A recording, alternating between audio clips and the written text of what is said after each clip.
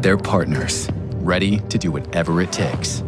Athletes that pound for pound can outrun, outwork, and outperform anybody you're watching on Sunday. No contract required. You don't waste that kind of potential. You train it, fuel it, unleash it. You feed nutrition that holds nothing back. The Eukanuba Premium Performance Lineup. If you want the chance to be featured across our social platforms, just tag at UKC Dogs or at UKC Hunting Ops on Instagram, and you can tag UKC Coonhounds on Facebook, or you can use the hashtag Dogs That Do More.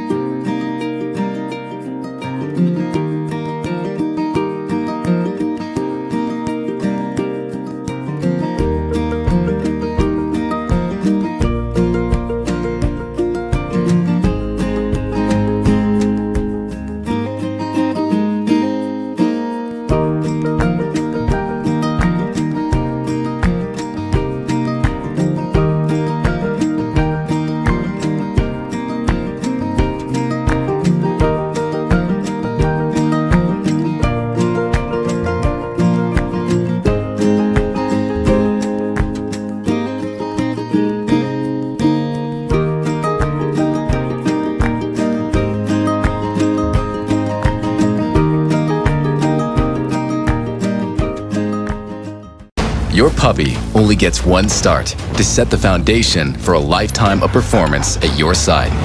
Fuel growth and activity, support digestive health, and give him a training edge to one day flush, point, track, retrieve. So when the gear comes out, he'll be ready. Make every milestone count with game-changing puppy fuel.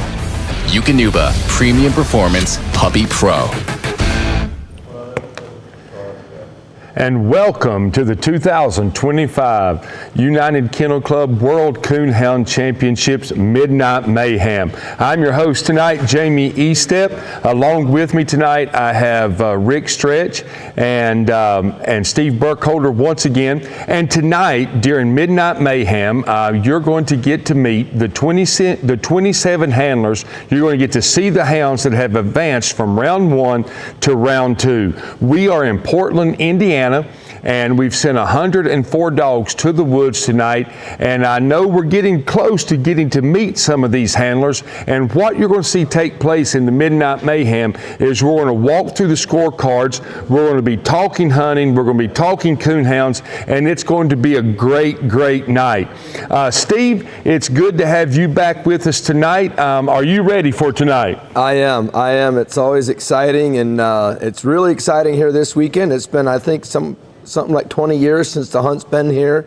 And the last time I was here, I was actually here as a competitor. So to come back and back here to Portland and enjoy the World Hunt, certainly looking really forward to it from this side as well. All right. Well, we can't start the show tonight without going to our fan favorite and giving him an opportunity to meet, to greet his fans. But I got to ask the question before you do that. How did you get the name, or how did you get the title fan favorite? I mean, this is Rick Stretch. I come from a large family. You come from a large family? A lot of them voted for me several times.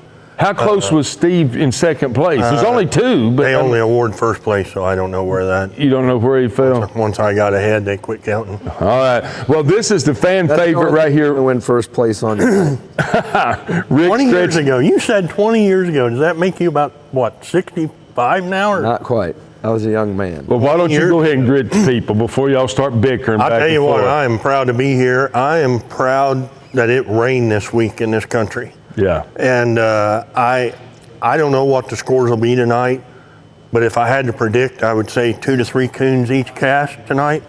A week ago, it would have been horrendous trying to hold a coon hunt here where it was so dry. We had the driest August since the 1930s, I believe, in Ohio. And man, when it started raining earlier in the week, I thought this will really help the World Hunt. And hopefully it does. Yeah.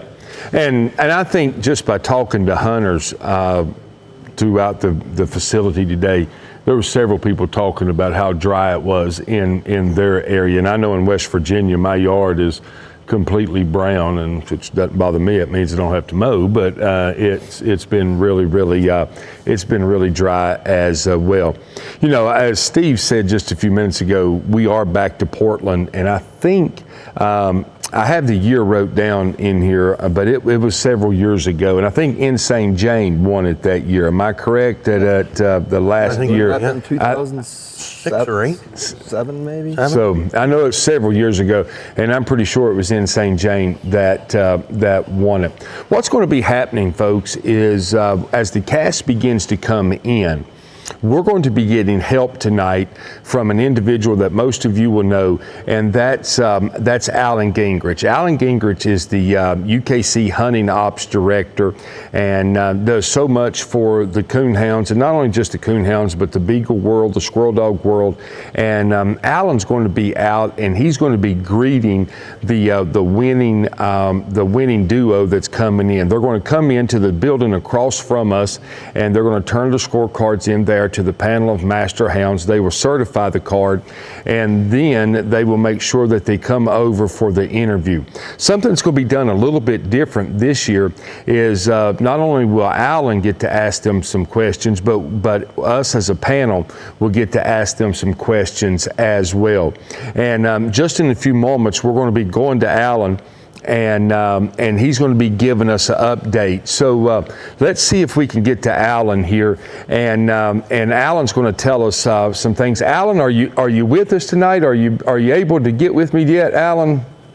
Hey, there he is. Yeah, you bet I'm here, and I'm happy to be here. You know, this being here in Portland, Indiana, reminds me of my very first World Hunt with United Kennel Club, which was in 2005, 20 years ago on this very weekend. And you guys are right, Insane Jane won it, but that was in 2005. At 17 months of age, I remember watching that little dog making it through round after round, ends up in the finals and wins the World Hunt at 17 months of age.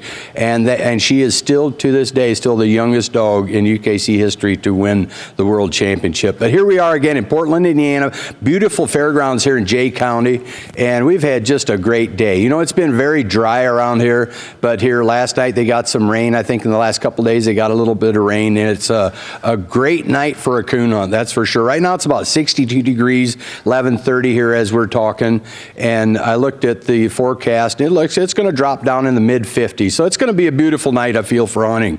But so, hey, how did we get here? So dogs qualify for the World Championship, and they enter in RQE. We call them regional qualifying events that start in January of each year, and they go through the month of August.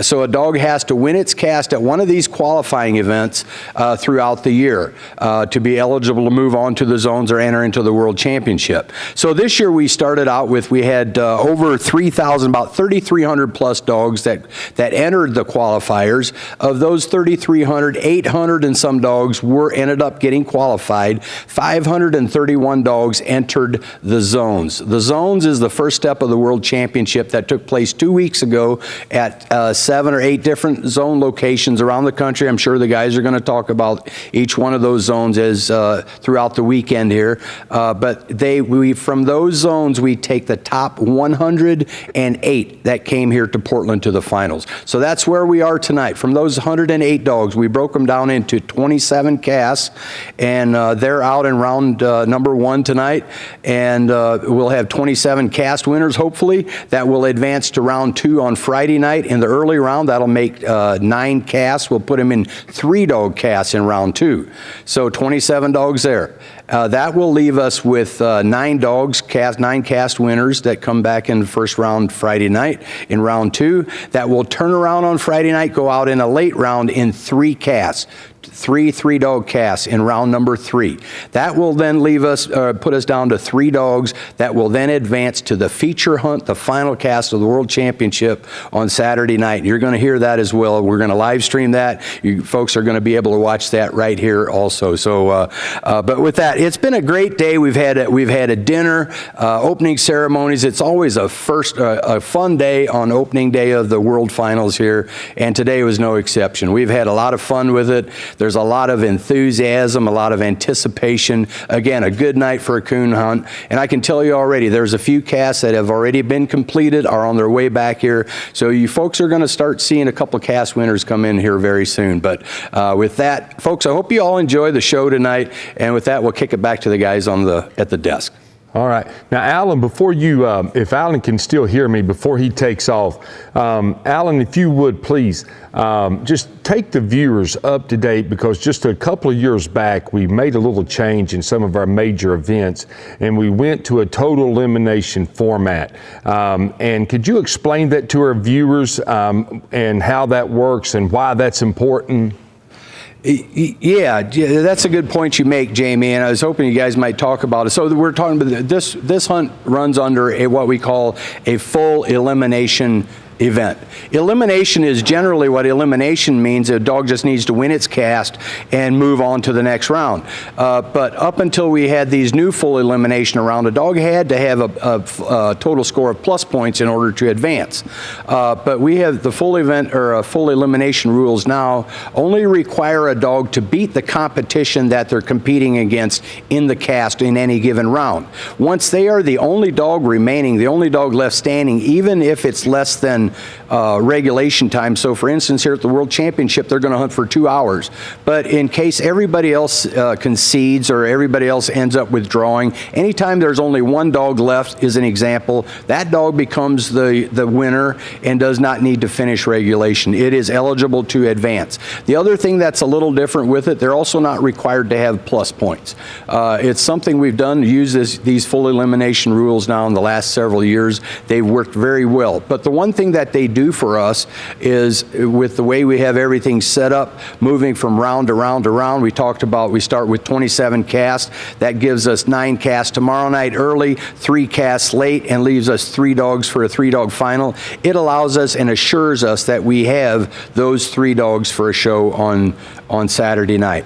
As well as the guys love this format like this, and it's basically, once a dog is a winner in a cast or has defeated everything else, it is eligible to move on regardless of anything else, and it's worked very well. That's full elimination. All right. Well, thank you, Alan. And it has been pretty exciting to see the total elimination format work. And I think the competitors truly do enjoy that. So to all of our viewers, we're hoping that we get back to Alan here fairly quickly. As he reported, we got cast coming in, and so that's the exciting part tonight, is when we get to see the scorecards, we get to see the hunter, we get to see the hounds, and we get to hear about the hunt that took place on their cast in round number 1.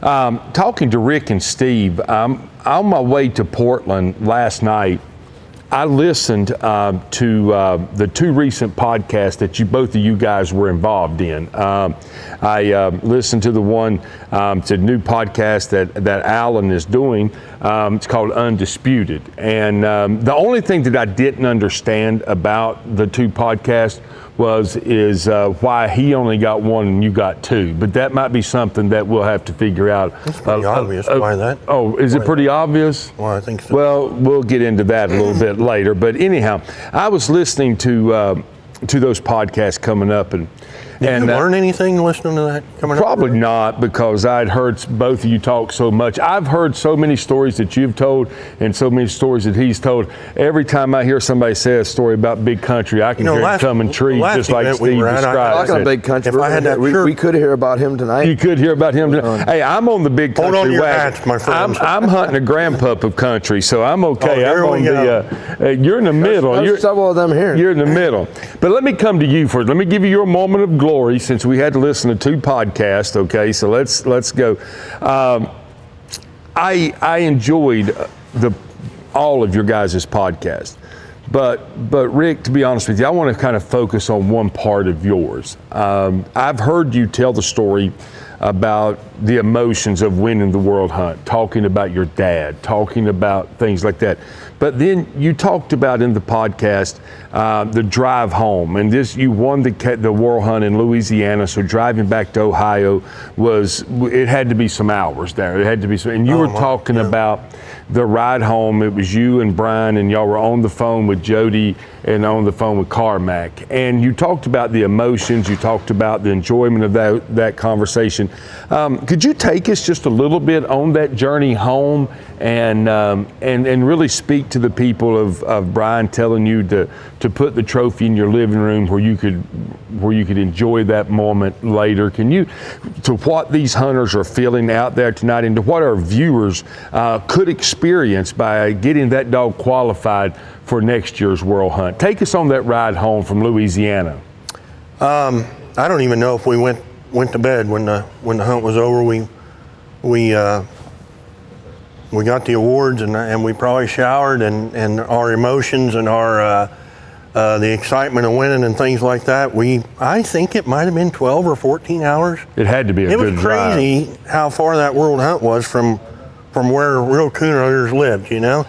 And I've kidded Alan about that for years, but yeah, it was a long ride down, a shorter ride back, and we got going down the road there. We'd been traveling about 2 or 3 hours, and we got the bright idea that one of us would call Jody, and one of us would call Mike, and so we had 4 world champions. And that's what I wanted our viewers to hear. We had 4 guys that have won the UKC World Hunt on conversation there coming up the road, and we talked for probably an hour and laughed, and of course Jody, and he was down there at the World Hunt that year. I don't think he hunted. I think Penny probably showed, and but yeah, it was an exciting ride home, and then you mentioned the trophy and things like that, and riding back, Brian, we got to talking about it, and Brian said, Rick, you put that trophy in your living room, and he said there'll be days when you sit down and you'll laugh seeing that trophy, and you'll shed a tear seeing that trophy, just overwhelming a bunch of emotions of what all we went through to win that World Hunt. Yeah. And it was for me and my hound, it was a tough ride. Yeah. It was tough to win that World Hunt, and people can go back and see that we didn't have a winner during regulation time, and we had to hunt an extra hour. So you get extra time for everything. 2 podcasts, extra time to win a World Hunt. Autumn Oaks. Yeah. That just kind of runs something in your pedigree, I guess. And well deserved, I would say. I don't know, but the things that you mentioned there, we touched on that, and it was a short ride home. That's awesome. I'm telling you, it was a short ride home. That's awesome. Well, let me jump to Steve for a second.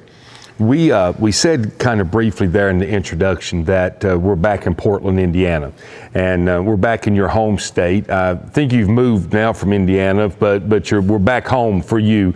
And I know you're a little bit from a little bit further north than here, but I'm sure you know the Portland area well. I'm sure that you've probably spent some nights hunting in the Portland area.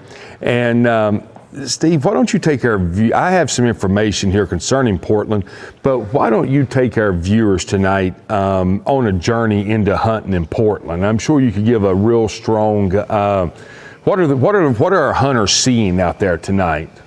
Yeah, Portland's no stranger to hosting big events, and there's I live north of here, probably an hour and a half, hour and 10 minutes, so.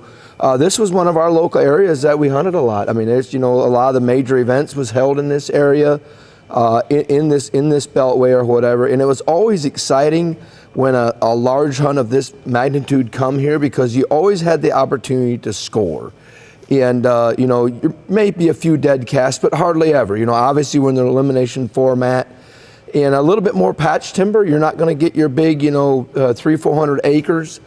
So a lot of times it's usually action. Usually it's action that you can hear on that side of it. And it was always enjoyable to come here and hunt just because of the opportunity.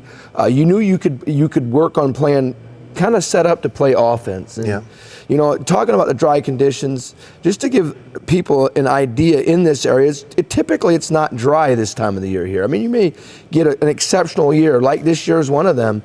And to give an idea how dry it is here at Portland, I had the opportunity last night to go out, and they had something like a half inch of rain, a couple different areas. We was checking out different areas that they was going to hunt. And I didn't have my hunting boots. I just had my tennis shoes on.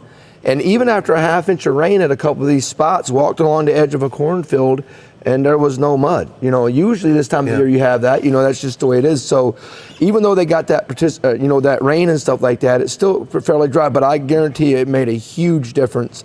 It's going to set up this hunt for what Portland is known for, and that usually is where dogs can score on multiple game for their movement and stuff like that. But just to bring it to those that don't normally hunt here or whatever, it's more patch timber, more 40 acres, 50 acres, 70 acres, may lead into another patch. You know, you'll have a lot of places where it may be 40 acres here, and then through a cornfield or whatever, it may be another 40 acres. So just really rich on that side of it. Always enjoyed coming here and hunting. Yeah. And just to help our viewers understand, we're going to keep saying that we're in Portland, Indiana. But if you've ever hunted Autumn Oaks, this is the club that you will see Autumn Oaks use as a satellite for Bryant, Indiana. The Limberlost Coon Hunters, they have been a satellite for Autumn Oaks for years, and a lot of times winners come out of the local area, the host club of Limberlost. Just to kind of give you some information, some facts concerning the club here in Bryant or Portland, the Limberlost Coon Hunters. They're a satellite out of Autumn Oaks. This club, as Alan had said just a moment ago, and all of us had said, they hosted the World Hunt here in 2005 when Insane Jane won it.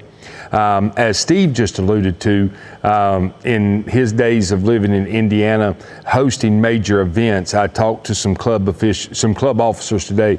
They've hosted English Days, they've hosted Walker Days, they've hosted Blue Tick Days, they've hosted the Blue Tick Reunion, and hosted the World Zone several times. So these guys know how to put a major event on, and they know how to put guys into good hunting.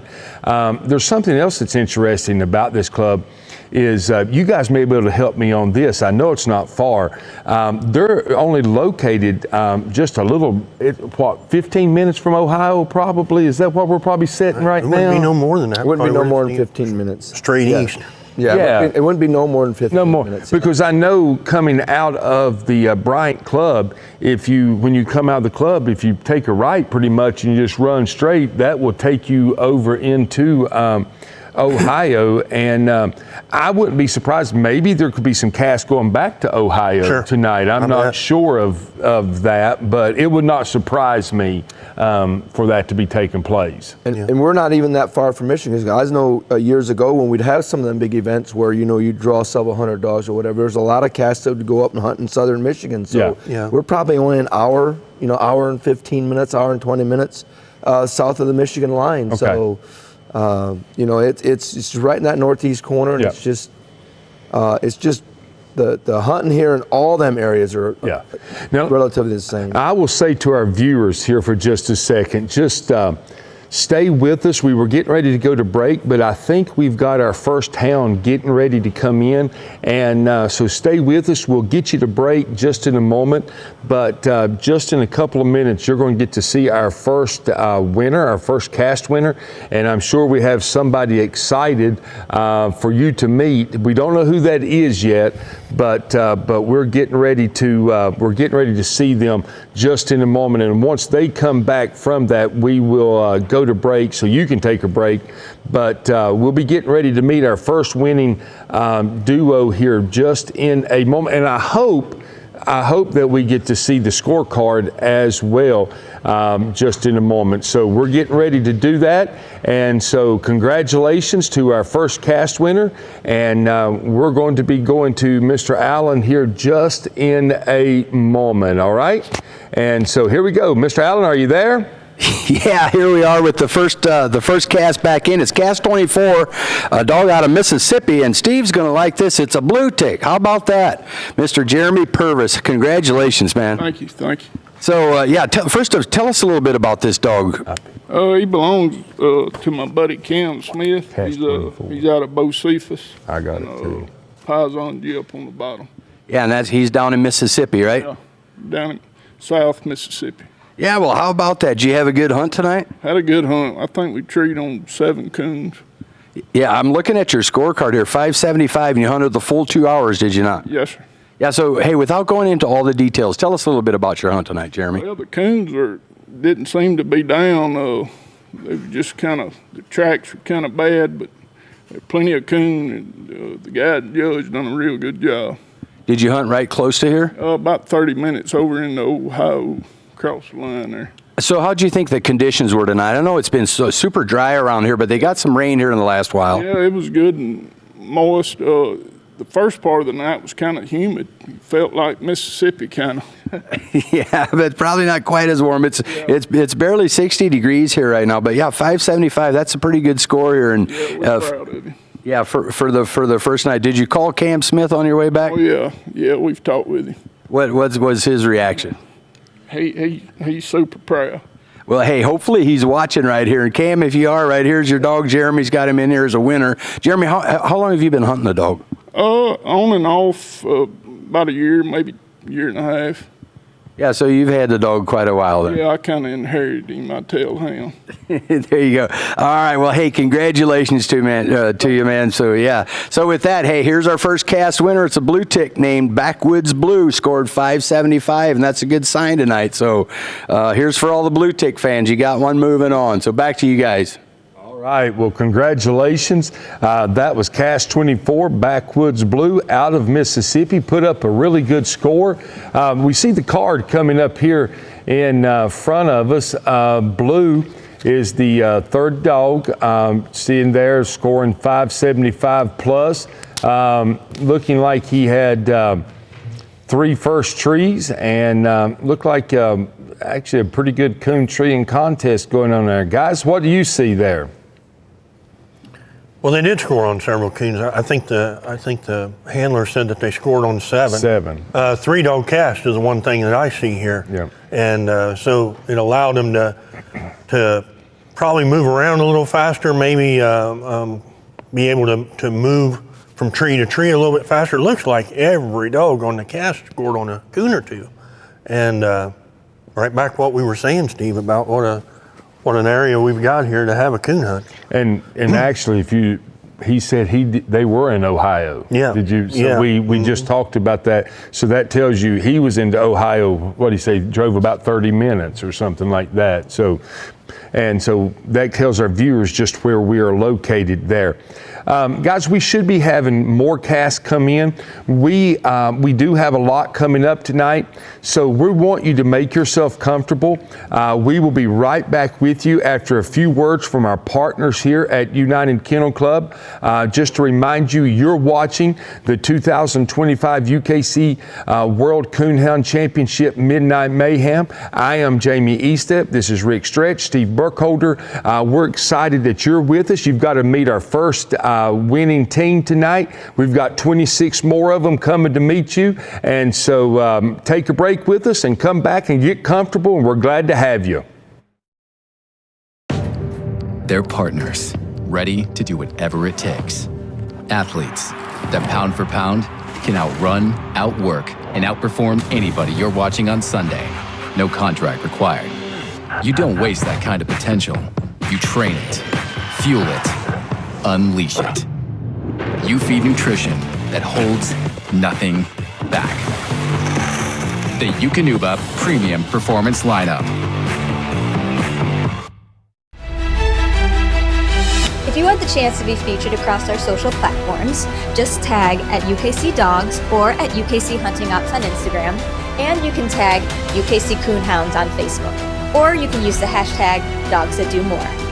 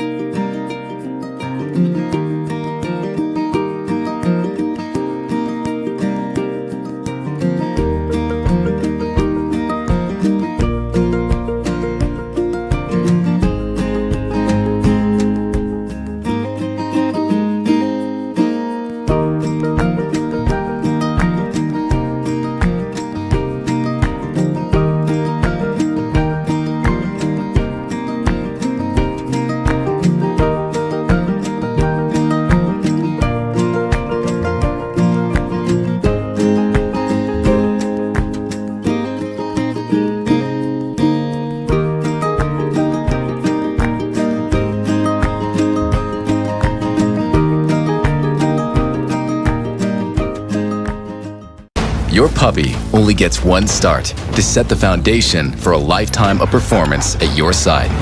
Fuel growth and activity, support digestive health, and give him a training edge to one day flush, point, track, retrieve. So when the gear comes out, he'll be ready.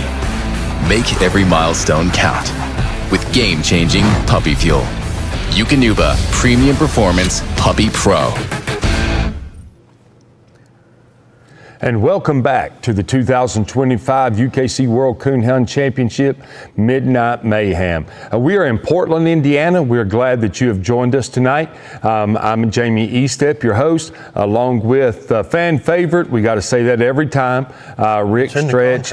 And it's in the contract, right? And Mr. Steve Burkholder.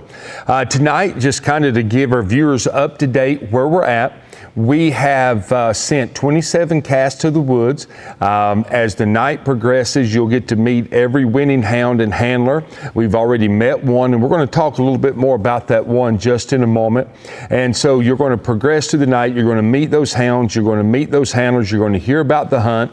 And we sent a total of 104 dogs to the woods tonight. Remind our viewers, Alan Gingrich, our UKC hunting ops director, he will be the man that's leading the interviews, and so we'll get to hear from the handlers as well. But our cast tonight has the scorecard from Cast 24. Our cast winner of Cast 24 was Grand Night Champion 2, Backwoods Blue, owned by Cam Smith, handled by Jeremy Purvis out of Mississippi. And we see on the card that he won the cast with 575 plus. Guys, what do you actually see with the card in hand? What do you guys, take us on a little journey here? Well, yeah, looking at it, we always talk about these hunts. What's usually the difference between winning and losing? In this cast, maybe not would have made a difference, but you can see, you want to stay out of the minus column because it can really, one minus tree or one minus strike or whatever it may be can always usually can be the difference between having a shot at the end or not. We don't know in this cast if it would have made or not, but pulling a minus tree like that for whatever reason, probably going to the last drop, as you can see here, tensions are high, anybody's in contention to win. Right. And sometimes, hey, I'm living proof of it. I was in the final cast of the 2000 World Hunt, and something similar like this happened to me, just jumping the gun, just excited, you got to have it or whatever. But, obviously for the viewers that know me, I'm obviously an avid blue tick fan, always have been all my life. And Backwoods Blue is out of a dog called Bocephus. And what's iconic about we have 12 blue ticks in the top 108 here this year. And 10 of them are this is the only one that's out of Bocephus, but 9 of the other ones are grandsons or granddaughters to Bocephus out of the 12 that are here. So, that's crazy. Which is really incredible, on that side of it. So obviously very familiar with a half brother of this dog called Big Country, a dog that I had the opportunity to hunt for several years, had a lot of fun with him. So it's really no accident that this dog is moving on. It's a dog that I know that I picked, and I think you picked, Jamie. I picked as well. Did you pick him? And so I don't. What? No. Did you pick him? I don't believe. I don't believe Rick had the. I can't find that sheet that I had. Rick can't find that sheet. The sheet that he had, but obviously, if this is the first cast, why would you pick a blue tick hunting against 2 walkers? What would possess you guys to do that? But looking at the scorecard, it's just the way. It's just the way it is. Looking at that scorecard, we've handled 2 dogs on 1 tree, and the rest of the time tonight on this scorecard, each dog was by themselves several times. How many trees did they make there, Steve? Let's see, 1, 2, a little easier to see here 3, on the card. 4, 5, 6, 7. 7 first trees, so we should have seen 7 coons. So yeah. Well, let me say this, and we're going to we kind of pick with each other about the pick'ems. Before we move into that, I do want to say once again, congratulations to Cam and to Jeremy and to Blue moving on to round 2. So congratulations to those 2 guys, and get ready for tomorrow night. Now, earlier this week, everybody had the opportunity to participate in the annual Pick'em. That was what I would consider the fans across the business of UKC, across the fan base, the clientele of UKC gets the opportunity to go in and choose from the 108 who they believe will be the next UKC World Coonhound Championship. I want to take a moment and I'm going to share with our viewers the top 6. I jotted down the top 6 here tonight. The top 6 dogs that received the most percentage votes. The first dog was It Is Good to You Flash by Trace Searles. He received 40% of the vote. That's a dog that's pretty comfortable to this area, pretty much located maybe a little bit further north here. Second dog is Mojo's Catman Dude, Scott Engel at 30%. Third place dog was Little Ann, John Strickland, 26%. Gaucho, Chad McCoy, 17%. That's a black and tan, and we know that dog is very local here, just over into Hartford City. And then the fifth dog was Bushwhacking Style, Mike Arnett, 16%. That dog is just a little jump north of here. And then the sixth place dog is the sixth percentage dog was a dog that most everyone recognized just because of the winning Autumn Oaks, was Daddy, owned by Nick Imel. And again, that's a dog that is just a little bit north of here as well. So it was 40%, 30%, 26%, 17%, 16%, 16%. And those numbers vary just a little bit. I typically rounded up on that. But what do you think about those picks? Did you guys, in your picks, did y'all have anybody in that? Oh, you didn't get to pick, did you? Or did you get to pick? No, I'll tell you what, I continue to get bodily harm threats for any time that I do pick some of these people. And a lot of my picks don't win. You guys allude to that every year, year after year. And for whatever reason, I just have a little bit of bad luck on the picks. So this year I didn't make any picks on that. You didn't make any picks? He did make picks. He's just not going to reveal them right. I do have the. Oh, and the pick'ems the cast. Yeah, I didn't do the pick'em. But and I think I'm currently just one behind on you guys on this. We've only had one cast come in. I mean, that's nothing. There's a lot of night left. There's a lot of night left. But round one, down one. There's no big surprises there. I think seeing Flash and Trace up there on the top line probably I wouldn't have thought that. But he's right here at home. Probably have a lot more people in the area picking since the hunt's here at home. So maybe they know a little bit more about that dog. He's out of Melvin and Piper. And so, you know. Both big-time winners. Both big-time winners, Both big-time winners. Yeah. The Piper female, if you recall, TOC, we remember, I think it was in the top 6, or to get her to the final 3 where she was down, hunting a heads-up round, and she was down several coon. Yeah. And come back with 25 minutes left to go. And again, this style of hunting here allows you to do that. Never out of it. I hunted with both Melvin and Piper, and both of them just excellent dogs. Yeah. Excellent dogs. I've spent some time with both. But you know, there's Catman Dude, you know, in there, and Who's Your Daddy, and then even with Chad McCoy and the black dog right here. I mean, he's all these dogs have no stranger to winning. I mean, you could pick any of those, and I mean, John Strickland with Ann, you would know she's got to be a contention anytime. Always a contention. Anytime she goes, and so we are excited tonight. I want to make mention. I want to make mention tonight, so we don't move past it too quick. I want to make mention of our partners with UKC. We want to thank all of our UKC sponsors and partners for being great people and giving us the opportunity to do what we do, and we want to say thank you to them. We want to say thank you to our partner, Eukanuba, the official performance dog nutrition partner. We want to say thank you to our sponsors, Houndsman Advantage. Matt Lingo and Houndsman Advantage is doing so much this week, not only from the standpoint of the Limberlost Club, but also making things available to viewers and to the folks that have began to use his product of Houndsman Advantage. And so Houndsman Advantage is a sponsor. Ray Conrad with Bright Eyes Lights, fantastic sponsor. Johnny Watkins with Razor Hunting Gear, Easer Loader Dog Kennels, Dan's Hunting Gear, Coon Dog Wear, and Dakota 283. And we also want to make mention of a local sponsor. I've talked to a couple different people, one from UKC and Matt Lingo, one being local, and they both just wanted to say thank you. Miss Nicole from UKC and Matt from the Limberlost Club wanting to say thank you to the Jay County Tourism Board. Bureau, I should say, and for the sponsorship and the things that they did to make this night possible for each of you. So we know that we've got some cash coming in. Didn't Alan mention Ashley Dalton and Diamond Flaggers? Diamond Flag. I think they did the dinner. I think they did the. Club put on an excellent dinner, and I think Ashley and his crew. Yeah.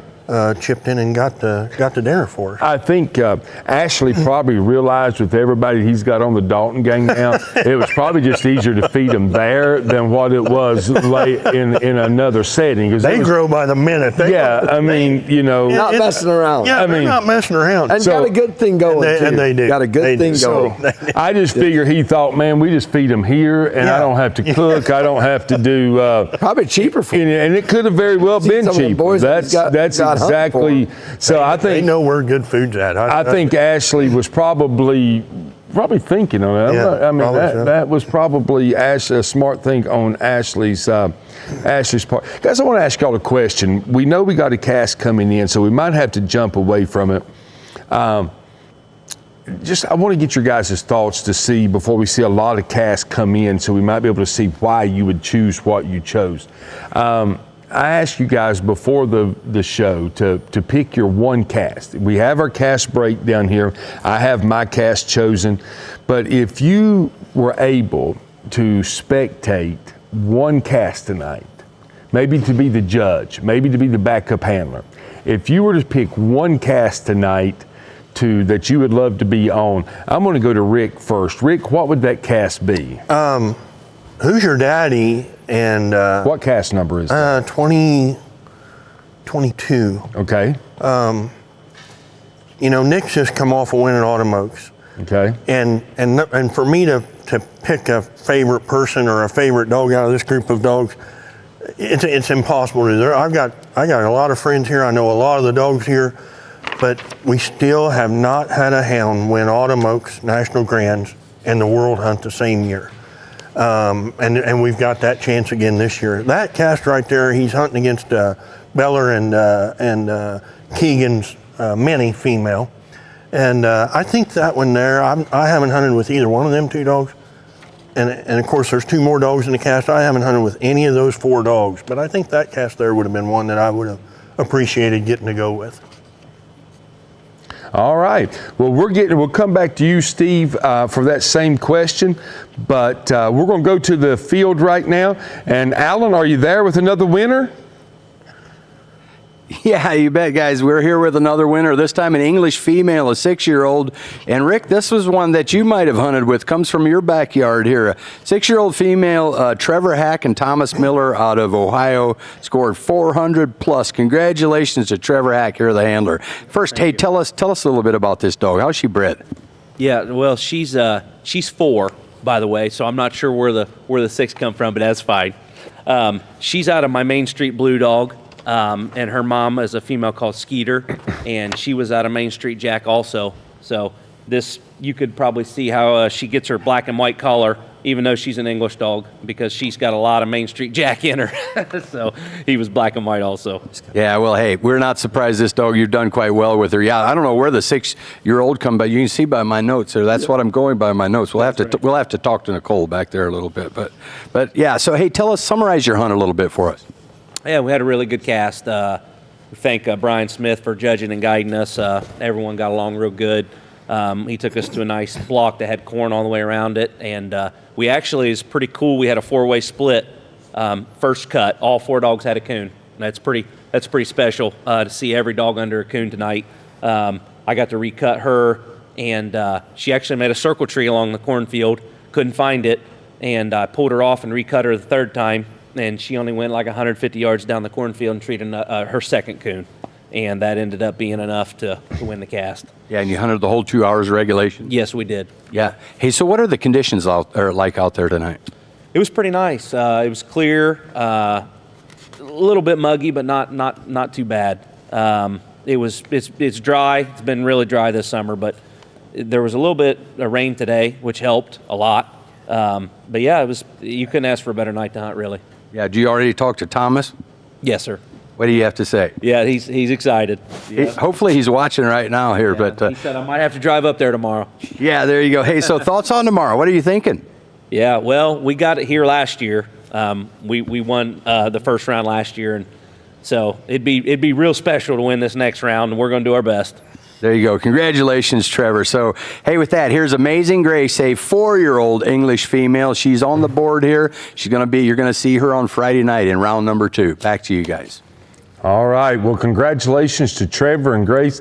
And before we go to our panel to talk about the scorecard, I can let our viewers know that Miss Grace, she also doubled up and won the Jefferson, Ohio zone, which was zone 2, where I was master of hounds at. So this dog has put 3 cast wins together pretty quick here. And so this could be her year to make that run. Guys, what do y'all see on the scorecard? And if you see anything, we still have our hunter with us. From what I'm hearing, we can ask questions as well. Well, what I'm seeing is that we had 2 guys from the Morrill County Coon Hunters Club area in this cast, Charles Wallace and of course Trevor. And they had an action-packed cast. It's crazy here how many trees they've made here. And Trevor alluded to the fact that she had 2 more circle trees, which would have gave her a whopping good score there if they could have found those coons. But they scored on a handful of coons there tonight, and he said the conditions were pretty good. Maybe a little bit muggy out there, maybe no breeze out there. I didn't pay any attention to that when I come in, but yeah, it's just what we've been seeing. Your dog trees 2 or 3 coons is going to win the cast. Yep. Yeah, and like Trevor alluded to before, it is special. As we know, when he was talking about dogs being split 4 ways. And all 4 of them having coon or whatever. That's kind of the era that we hunt now. That's just a style of dog or whatever. And it's exciting to be on them casts. And what I see on the card is he was struck for 75 on that first drop, on that first coon. And the dog that was struck for 100 obviously had a coon, so he had to tree the second coon in order to win the cast. So, certainly. Getting struck back in and scoring on that second one. Looks like the strikes did open back up at some point to allow that to happen. Well, we want to say once again, congratulations to Trevor and to Grace making a run from all the way through the zones now into round 1. We're hearing that we have another winner with us tonight, and so we're going to go ahead. And Mr. Allen, are you there? Yes, sir. I'm here again. Right. This time with a black and tan. So we've had a blue tick in English, now black and tan, and I'm sure we'll get to see a few walkers here coming on a little later here. But this time, a 4-year-old male out of nearby Indiana, right here local in Indiana, Chad McCoy, Brad Heil. Congratulations, Brad. I'm sorry, Chad. Yeah, thanks. Yeah. So tell us a little bit about how this dog is bred first. He's off of my Poncho dog, who's a Hall of Fame dog, and a Black River B female who was off of my buddy dog. So it's the same breeding I've had for 24 years. So it all goes back to all my dogs. So I've had him for a long time. You've already had a lot of success. You've done a bunch of winning with this dog. Yeah, he's done me real well. Yeah. Hey, you shouldn't lose the sucker here with this long antenna here. You got to watch it don't poke our eyeballs out here. But hey, I know the dog is looking a little peaked, but for good reason. I know he's really had some health issues. Talk about that a little bit. So when he was 2 years old, I won a pro classic hunt that you guys had, a UKC hunt, and the night he was treed, and then he quit treeing at the end of the night. Well, the next morning I noticed he was puking, thrashing around in the kennel, and I took him to the vet, which my sister's a vet, and we realized that his testicle went into his abdomen. So she had to remove that. When she opened him up, his intestines was dying. So they had to remove that, sew it back together. Well, then 6 days later, it came back apart, and she had to remove 80% of his small intestines. So there's some nights I have to IV fluid him because he gets dehydrated so bad, and he's on special blended dog food, Ukanuba actually. So, like I said, he's I can't believe he's actually can do what he can do. I don't pleasure hunt the dog hardly. I just take him to coon hunts. Huh, so that's pretty amazing, really. And I've heard you tell that story before.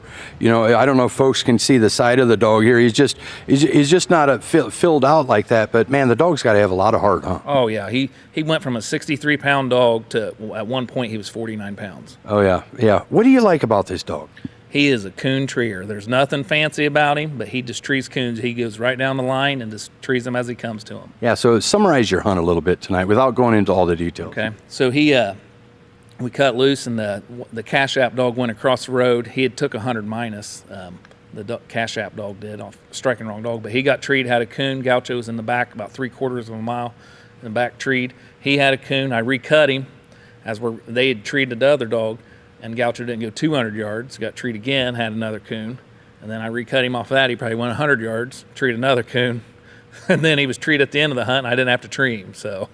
Yeah, you hunted the full 2 hours? The whole 2 hours. Oh, yeah. What do you think? I've been asking everybody, how are the conditions out there tonight? I thought it was a little humid tonight. I mean, we was all pretty soaking wet from humidity. Yeah, but still got a little moisture in the ground, you think, from the rains we've had? Yep. Good, good, good. Yeah, well, hey, any thoughts on tomorrow? Well, I think he can do it. So, Yeah. pretty proud of him. Well, there you go. All right, guys. Well, it sounds like Chad here has a lot of confidence in this Gaucho dog here, and he's going to be back in for Friday night. So back to you guys.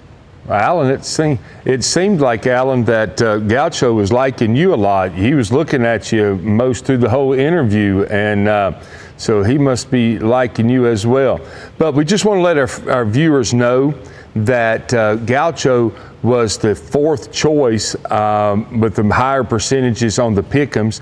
17% of all the viewers chose Gaucho to win the overall world, so it'd be exciting to see that happen for Chad and for Gaucho. Guys, what do you see on the card? We actually see the card for our viewers here as well. We'll let you guys walk through it. Yeah, before they let Chad go, I got a question for you, Chad.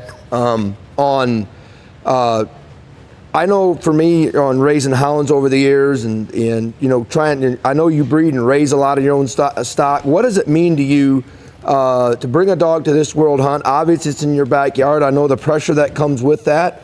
Having competed in the world hunt in your backyard, the year I made it to the Final Four was obviously in Columbus City, which is just a couple towns over or whatever, me being from this area. But what does it mean coming to a world hunt like this and competing with the dog that you raised, from your own stock? I know you've been at it for a long time, and just love to hear your perspective on that. Well, I mean, I'm pretty proud of this dog and this line of dogs that I've had, because I took these dogs was just pleasure dogs from guys in northern Ohio, and I just took their line of dogs, Dana and Freeland White, and for 24 years ago, and just started breeding my own dogs. And I mean, I'm pretty excited about it. I've been to the top 100 of the world 7 times. This is the first time that I've actually moved on. So. Well, I don't want to put any pressure on you on that side of it, but I felt like if you could get through this round here, you would be one of my final 3 picks. So, we'll probably see you Saturday night, hopefully. Well, I hope you're right. Absolutely. Well, 17% agree with that. So, and I can say tonight with Gaucho, all 3 of us picked Gaucho. So that brought me back up to tied with you guys. No, you're still behind. You're still behind. You at least got 1 right. Is all that means. Okay, that's it. Okay. And we're not going to talk about the Trevor's cast. None of us got that one right. So when Chad brought him up today for the pictures, your eyes just instantly go to that dog, and what a miraculous story it is that he's even alive to be here. Yeah. That dog, when Alan was kind of being a little bit kind about how he looks, that dog is real thin. Yep. His coat was shiny as could be. His eyes are clear. We could see him on the bench there just now. He's still got some energy to go. Yeah. And but that's going to be a whale of a story to tell if he proceeds to keep doing what he's done tonight. And I tell you what, I mean, he won that cast in dominating fashion. He was very clean. How far is he from home here? Oh, he can't be 20 minutes. Yeah, probably. Hartford City. Yeah, Hartford City. Half hour maybe. Yep. Something of that nature. That really worked in his favor. 100%. And you know what? This doesn't happen very often. I always share with people, it's pressure when you get to that point. But you can see on the scorecard there, 3 first trees, struck for 25 on all 3 of them, but certainly look good tonight and look forward to seeing what he can do the rest of the weekend for sure. All right, guys, well, we're getting a report. We have another one in. Let's go see who we got now. Yeah, well, I told you there'd be a few walkers coming up here into Winner's Circle here tonight. Here's our first one, Super B right here. Dog is owned by Ashley Dalton out of West Virginia, handled here by Cody Sipe. Congratulations, Cody. Thank you. Yeah, hey, you don't know what this dog's out of. You said all you know is she came out of a truck out of West Virginia somewhere. That's all I know, yes. Okay. But hey, she's been good to you. You've done quite a bit of winning with this dog. Yeah, she's holding her own. Yeah. So tell us a little bit about your hunt tonight. Well, I struck for 100 right out of the gate, which that don't normally happen.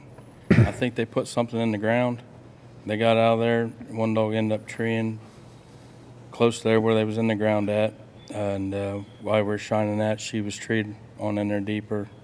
Got her treed in. Went in there, had a coon. Cut her off that. And other dogs were treed back yonder. The first tree was circled. And we went back to score. The other 2 dogs treed. And then when we were walking them, ours treed again. We scored them 3 and finally got to mine again. She had another coon. And put me at 375, and I just sent her down a fence row. Yeah. Go get going. Yeah. There you go. What do you like about this dog? Just the coons that she has when she does tree. She's just a consistent cast winner. Yeah.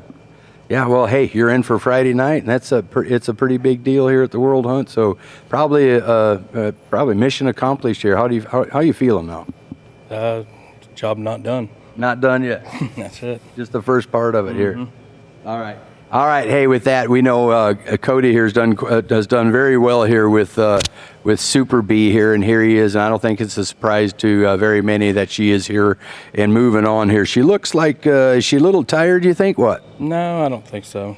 She sat treed on that. She was treed again at the, and I didn't have to tree her. She sat there for probably a good hour. I didn't have to get her treed in, but.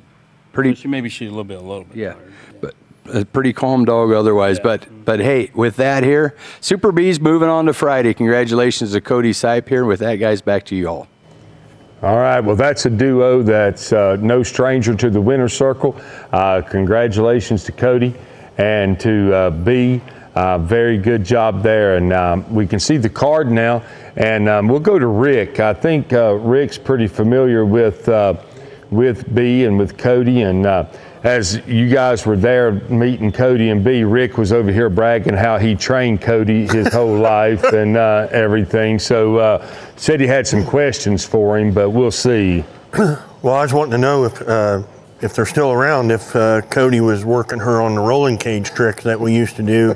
A lot of times right before a major event, Cody and I would work our hounds on a rolling cage, and I haven't had an opportunity to ask him if he's been working on one, but I'm sure. You want me to see if they're still there? Looking at the scorecard, he probably has. Yeah, let's find out if he. Alan, you still there with Cody? Something about a rolling cage. Ask him about that. Yeah, we're still here. I don't know. He rolled his eyes a little bit, but I think it sounds like it might be true. Well, we were hoping for a treeing contest this weekend somewhere. Yeah, I don't know. So it is what it is. Yeah. Cody, I know you've been here a few years before. Is this the first time you are advancing beyond this, or have you advanced beyond the Thursday night round before?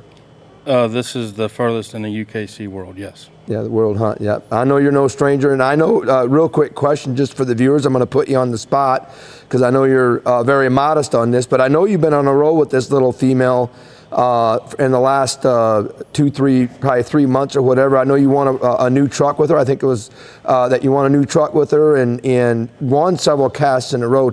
Talk a little bit about that on the momentum that you feel going into this hunt. Yeah, it's been quite a ride. I don't know how to describe it. I don't think anyone could, but you ride the wave till it crashes. Absolutely. Absolutely. All right. Well, we're excited, and again, congratulations to Cody and to B, and I really think they'll be a contender as they move through the weekend. Part of the Dalton gang. Part of the Dalton gang, yeah. You know, this little female, I know in talking to Cody, he had her ready to go to Autumn Oaks and she come in season. And so he couldn't hunt her there, obviously, or whatever. But she's been on a roll. She's, they've done well. Won several casts in a row. Obviously won a truck like we had mentioned or whatever. And now is here at the World Hunt and advancing to the top 27. So now, did you even pick her in your roll cage technique? Yes, I did. You did? Yes, I did. Well, guess what? We did too, so we're still ahead of you. Well, that puts me back tied again. No, you're not. You can't tie when we're picking the same ones. But we have another winner already in, so we're going to go to them. Who we have, Alan? Hey, I've got the national grand champion here, won Autumn Oaks here just a couple of weeks ago. About 3 weeks ago? Who's your daddy right here with Nick Imel? He scored 650 tonight. So far, that leads the scoring department here. He's owned by Nick Imel of Indiana here. Nick, congratulations, man. Thank you. I appreciate that. Hey, tell us again a little bit how this dog is bred. So he's off of Johnny Robinson's monster dog from up in Michigan, and Ben Crocker's female. I'm not really sure too much about the breeding past that. I don't know. Well, when you mention Ben Crocker, usually that's pretty good. In the female department, I'd say. Hey, so you just won Autumn Oaks here. Now you come here to the World Champion. You feel like you're on a roll with this dog, what? He's been treating me pretty good here lately, so hopefully we can keep her going. Yeah, so 650. Without going into all the details of your hunt tonight, tell us a little bit about it. I struck for second right out of the gate and got treed, and he was the first one to have a coon on the scorecard. Got him back loose off of that and got through there and treed another coon pretty quick in another section. And he ended up scoring on 4 in that cast, and he just did a outstanding job. And he had another one after the cast was up that I didn't need, so he really scored on, or treed 5 in that cast, but I didn't need that last one, so. Yeah, you got to feel pretty good about you going into tomorrow night. Oh yeah, yep, I'm ready. Hopefully he can keep her going. Well, he seems to be wired and wound for sound here still. He's definitely wired up and ready to go. Yeah. All right. Hey, with that, Nick Imel again, who's your daddy, the Autumn Oaks winner right here, and looks like he's looking to make a splash here at the World Hunt. Hey, congratulations to Daddy and to Nick.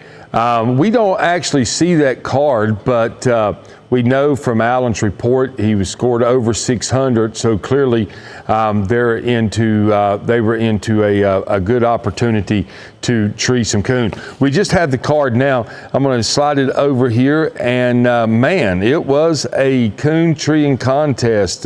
Take a look at that, guys. 2 dogs pretty tight. As they're looking at it, I'll go to Nick for just a question. Nick, how far were you hunting from here tonight?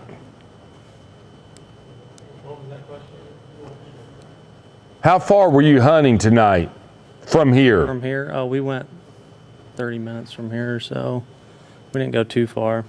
Wasn't too far? No. You must have been in a good spot. Yeah, there was coons sitting up everywhere in that spot. That was a really, really good spot. All right. Well, that kind of alludes to what the reason I asked that question is we see Nick won it with 625 and a dog had 600. And that's something that Steve had said from the very beginning, that we're in an area where, a person could be on the offense. And in that type, you had to be scoring some coons. So, guys, Steve, I'll go to you. What do you see tonight? I see a hunt that I would have loved to have been on. From looking at the scorecard here, they scored on 11. Yeah. On 11, and when you get in that situation, remember they're fun casts to be on. They're fun casts to be on, but they're nerve-wracking. And what it looks like to me here. Now, obviously Nick alluded to it. It looks to me like he may have been one of the first dogs scored in order, or whatever he said. He was treed in the end. Didn't have to tree him in on that side of it. But anytime you can get in a hunt, score that kind of, and I'll tell you, Daddy's on a roll. He won Autumn Oaks. Which is, a national grant of Autumn Oaks. And Nick has competed in these type of hunts for a lot of years. He's local. He's from right here. And certainly, he could make a really deep run in this thing, if not win it, just because of what he's been doing. And I think if I'm not, that was the cast you chose that you would like to spectate on, wouldn't it? And it's hard to say who's going to win, but every winner tonight has a better chance of winning it than they did when they started. But if Nick could win the World Hunt with that dog this weekend, he'd be the first dog to win Autumn Oaks National Grand and the World Hunt in the same year. Very capable. And he's very capable. You know, the platform is there. He's a local dog and obviously a top hound. Obviously a top hound. But I know that dog's daddy a lot too. Yeah. Johnny Robinson. And you know, I'd like to see it. I'd like to see that somebody could pull that off, because a lot of us have tried, and to date we haven't accomplished it yet. All right. Well, we're getting a report. We've got another winner in, folks. Let's see who we got. Mr. Allen, you there? Yeah, hey, this time another walker. This time Breeze. She's a 2-year-old female owned by Fred Tennis out of Minnesota. Fred's had several dogs in the TOC and the World Hunt here in the last several years, done very well on the big stages here. And this time handled by my buddy all the way from Fort Scott, Kansas, Brandon Hathaway. Congratulations, Brandon. Thank you, Alan. Yeah, hey, tell us a little bit about how you ended up with this dog and how's the dog bred? Well, she's out of Pack a Punch, and she's out of a female called Lockett, come out of Mississippi, that goes back to Hammer and Bad Habits Josie. Fred called me in January and said, hey, I got something I think you'd like. I said, I'm not interested. He said, well, let me send this female down to you and let you hunt her a little while. And I said, I'll hunt her, but I absolutely am not going to a hunt. And so I'd kind of been out of it for about 10 years, and I started hunting her after about a month. He said, what do you think? I said, I think she can win, but I ain't taking her. And about a month later, he said, you ready to take her yet? We've been rolling since, so she's doing pretty well. Yeah, well, she must have looked pretty good tonight. 575. Summarize your hunt a little bit. Well, right out, she strikes inside a minute, and I don't strike her. And she locates, and everybody else, 2 dogs struck in, I strike, and she's sitting there treed, and I'm thinking, man, I've never seen her tree with a dog. And there's 2 dogs covered her. And so I let them tree first, and I take third, thinking I know I'm going to get by myself the rest of the night. So that's what happened. And I got cut back, took 225 on a circle tree, and I cut her again. And she treated coon 900, and I cut her off that. She treated one at 150, and I recut off it, treated another one at about 175. So she got into some pocket of coons on the river. So how? Tell us a little bit. You're from Kansas, obviously. How's the hunting around here, the train and everything compared to back home? The terrain around here is about the same. Crop fields, river bottoms. We were in a good block of woods to start off with, and that's what she likes hunting. And then, you know, got across that corn and got in the river, which is what I hunt every night. So. Yeah. Have you talked to Fred yet? I did. He called me on the way in and said, I heard you won. I said, I got lucky. Did he get you a hotel room again? Yeah, sir. Got that all covered, huh? Got that covered again. Yeah. Well, hey, you're going to spend at least another day, hopefully longer than that, huh? Yep, I will. I'll be here another day. All right. Hey, congratulations to you, Brandon. So, yeah, here, Breeze scored 575 tonight. Looks like she's done a good job. And nice looking little female, too. And looks like she's kind of wound for sound, too. So, good to go for another night, I'm sure. So, back to you guys. All right. Well, congratulations to Brandon and Breeze. And for sure, it does look like they got into a pocket of coons. We had the card here. And so I seen Steve. I seen Rick do some counting over here, and if the dog would have probably treed 3 or 4 more coons, Rick would have struggled on getting the number of coon treed. Rick, how many did you scored count? On 7 singles, looks like, and they had 3 or 4 circle trees, and man, what an awesome place to have a coon hunt. You know, it's crazy how these scorecards are coming in with the amount of coons that we're getting scored on. So. Yeah, she was my pick to win that cast. He had to say that, didn't he? Well, I wanted to get that in. I mean, he needs to feel good about it. Thank goodness, Rick, you didn't pick her, because we know how that works. But no, you know, again, it's just, you know, we had the cast before with 11. Now this one here was 7. So it's encouraging. I think we're going to see that the rest of the weekend. Certainly done a fantastic job. You know, you heard him, you know, on the first tree, obviously could have probably had first tree on that if he wanted to or whatever. So, you know, obviously another really good cast and good dogs in there. You know, the rodeo, I believe the soldier dog was in there as well. Ended up with 350. So just another really good cast and offensive cast, you know, for sure.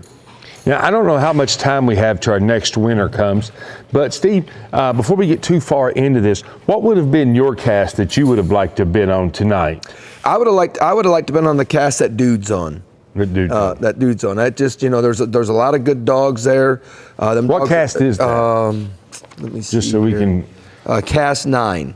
Okay, let's. Cast 9 had a couple blue ticks in there, but obviously the Angel female, Sethish, good friend of mine, on that cast, and Dude, obviously a dog off a rodeo. You know, obviously rodeo shows up here with 8 or 7 pups. I think that's here or whatever on that side of it. But I'd love to have been on that cast. Okay. I just think that it's going to be a cast, depending on where they go, could be a high scoring cast on that side of it. So, All right. Well, we do have our next winner in. Alan, who we got?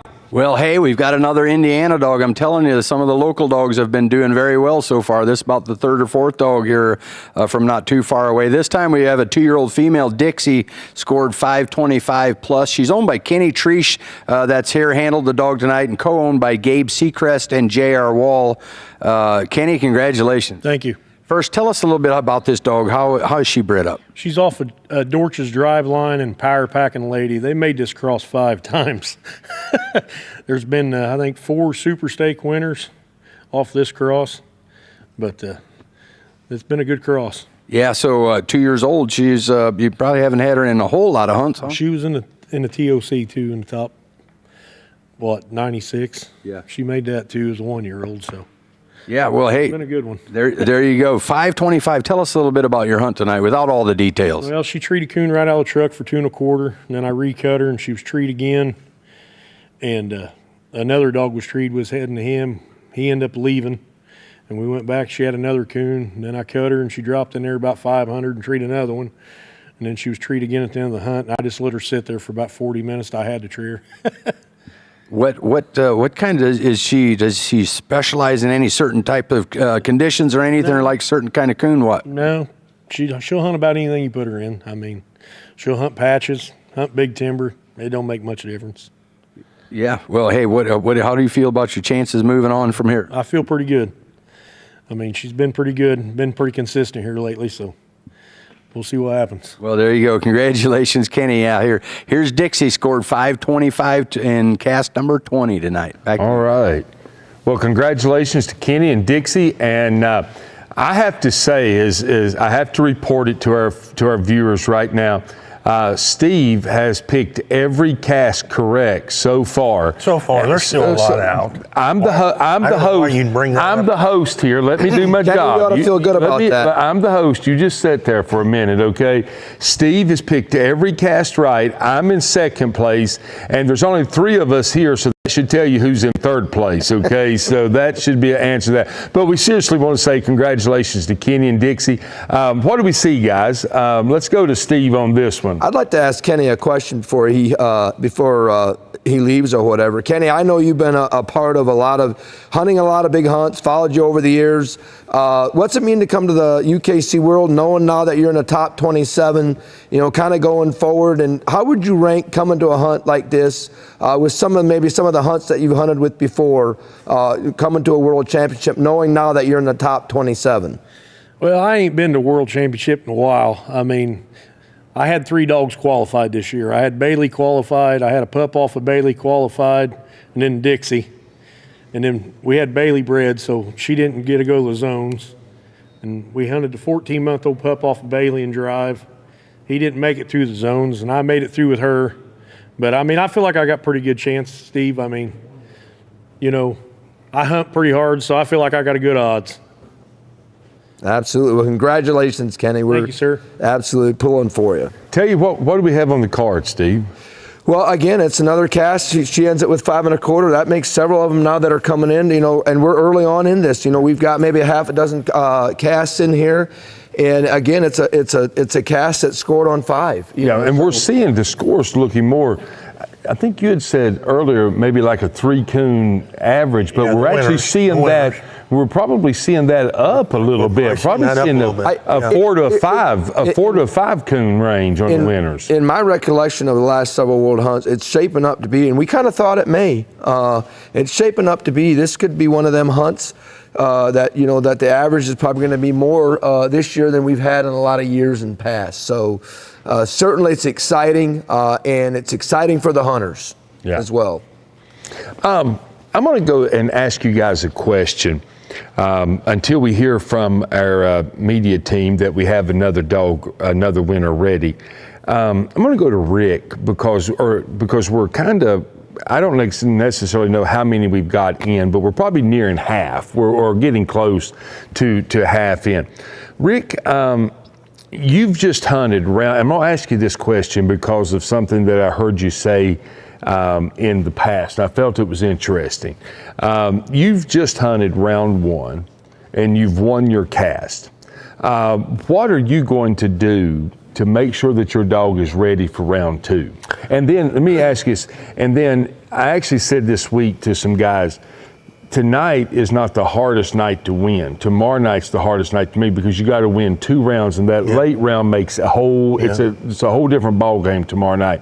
What are you going to do tonight to make sure that dog's ready? And then what are you going to do tomorrow night to make sure that dog, if wins round 2, is ready for round 3?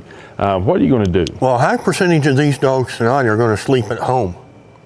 What we've seen so far, half of the winners we've seen walk in here are going to get to sleep in their own kennel. But and that would be huge.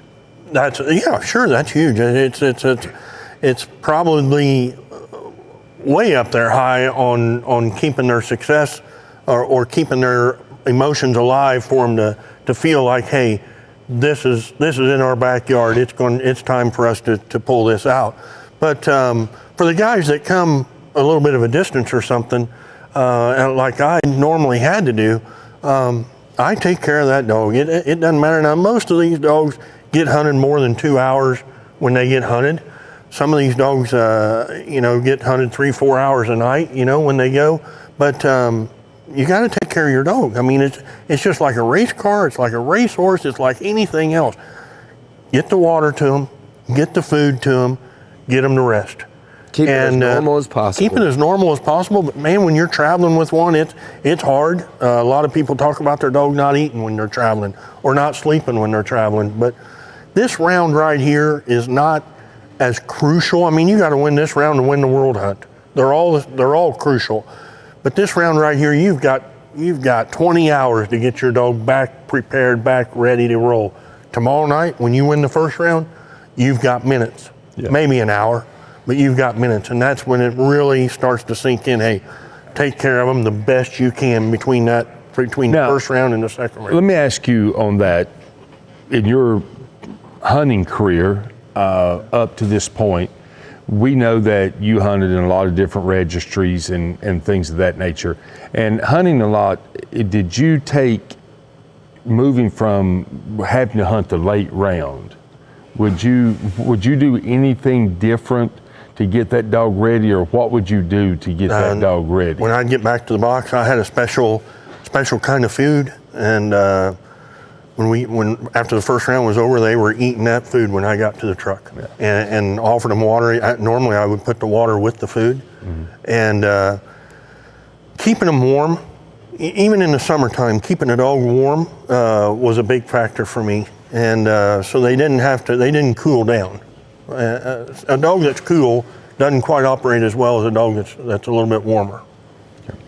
Well, guys, I'm sorry to cut Mr. Rick off.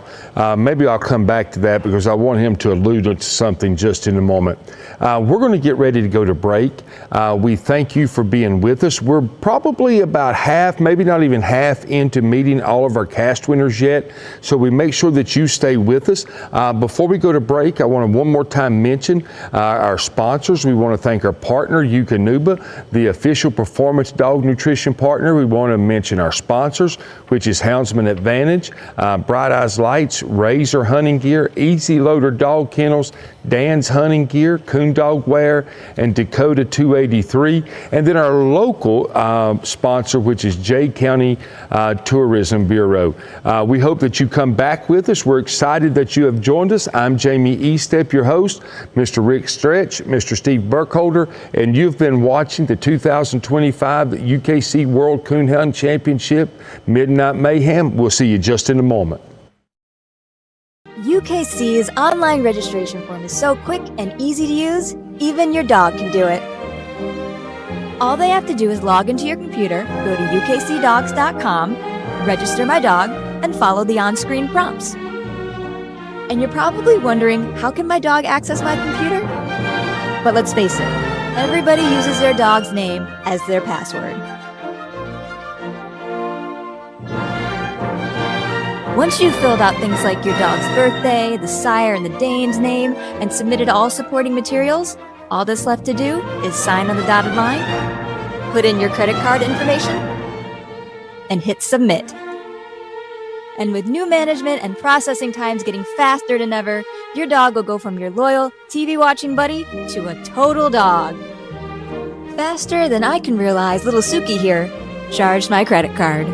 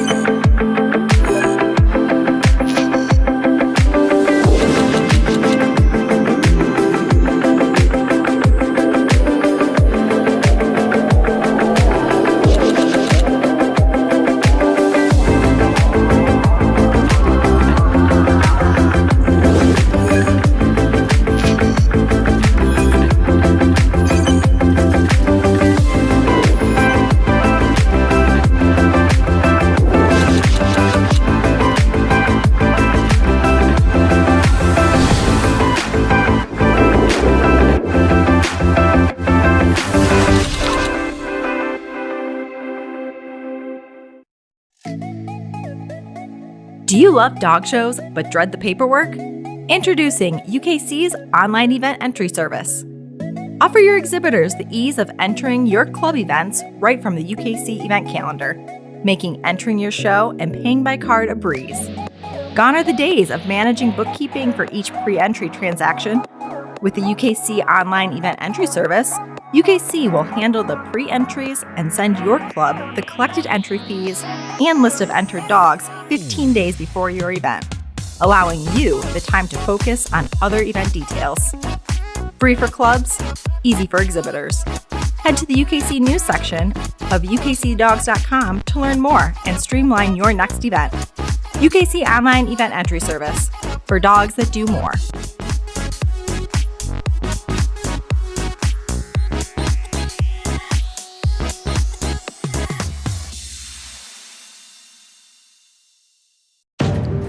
They're partners, ready to do whatever it takes.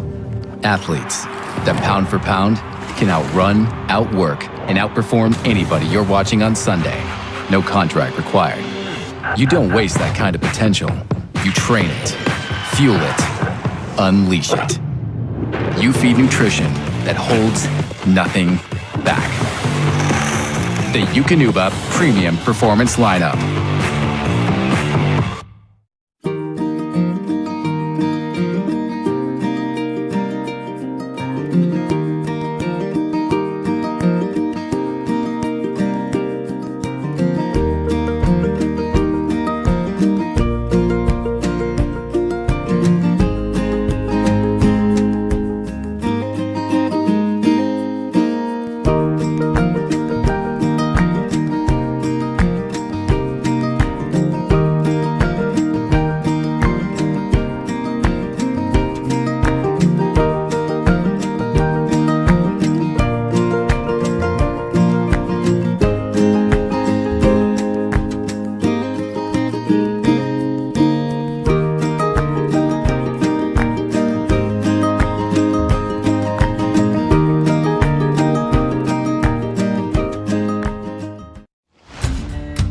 Guess what? We have a podcast. The all-new United Kennel Club podcast will not only feature great guests, living the sporting dog life, but also rules and sport updates.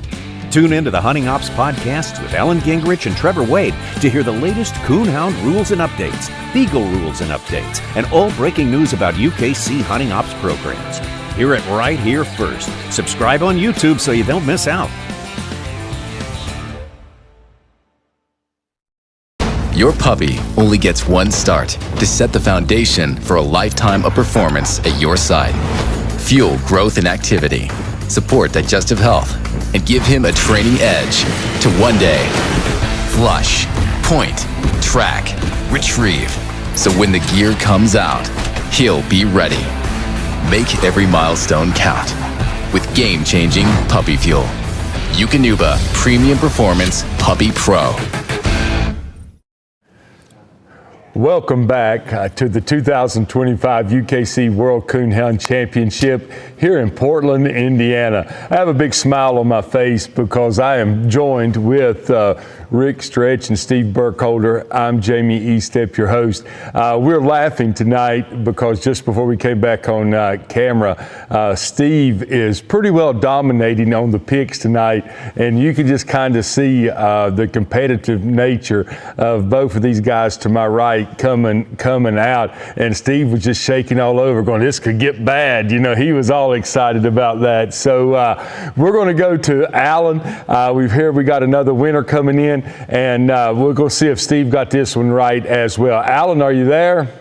Yeah, hey, I'm here. I'm still here, but hey, Steve, he'll hoot and holler a little bit when things are good. But yeah, we might have to trade and put Steve out there doing the interviews and put you up here because I might have to separate him and Rick just in a minute. He probably don't want to change anything right now. He is on a roll. But hey, here we have got a 4-year-old dog out of Texas this time, an X-bred. And before we go further, just want to tell our viewers, X-bred or X-bred dog can denote two different things. Sometimes it may be a crossbred between two different Coonhound breeds, known breeds, or it may also be an unknown, and I think that might be the case here, Jimmy Don.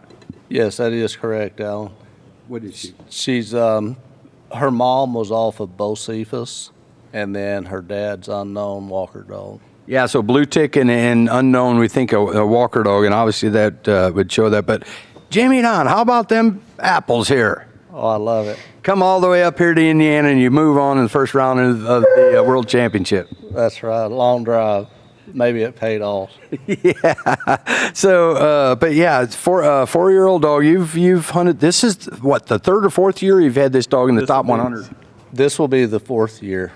That's pretty incredible. Every year, basically every year of her life, she's been here. She has. Yeah. Have you ever got past the first round with her? Never have. Well, maybe this is your year right here, huh? Hopefully so. That's what I'm hoping for. I brought her the first year. My stepson brought her when she was a 2-year-old, and then I brought her as a 3- and 4-year-old. And all credit really goes to my stepson, Jonathan Nichols. He's the one that's hunted her each and every night. Oh, yeah, and he's listed as one of the owners here, along with your buddy Martin Ballard. You've been partners for a long time down there in Texas. But hey, tell us, how does the hunting compare up here in Indiana versus where you hunt in Texas? It's real close. Where we hunted tonight is really close. Big bottoms, hardwood timber, and that's very similar to what we hunt there in Texas. Yeah, so, hey, without going into all the details here, tell us a little bit about your hunt. Scored, I don't have a score on here, but. We scored 450. I struck in late on the first coon for a quarter, and then dogs kept split treeing, so each time, each of us had to strike in for a quarter after that.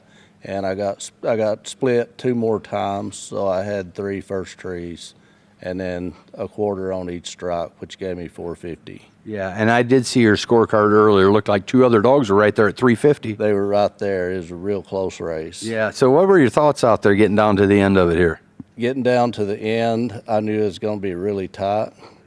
I knew that Lee had to have a coon on that last tree, and that's how we pulled it off. She had a coon. Came right through for you, so I can tell you're a happy camper right now. So what do you think? Have you thought about tomorrow night?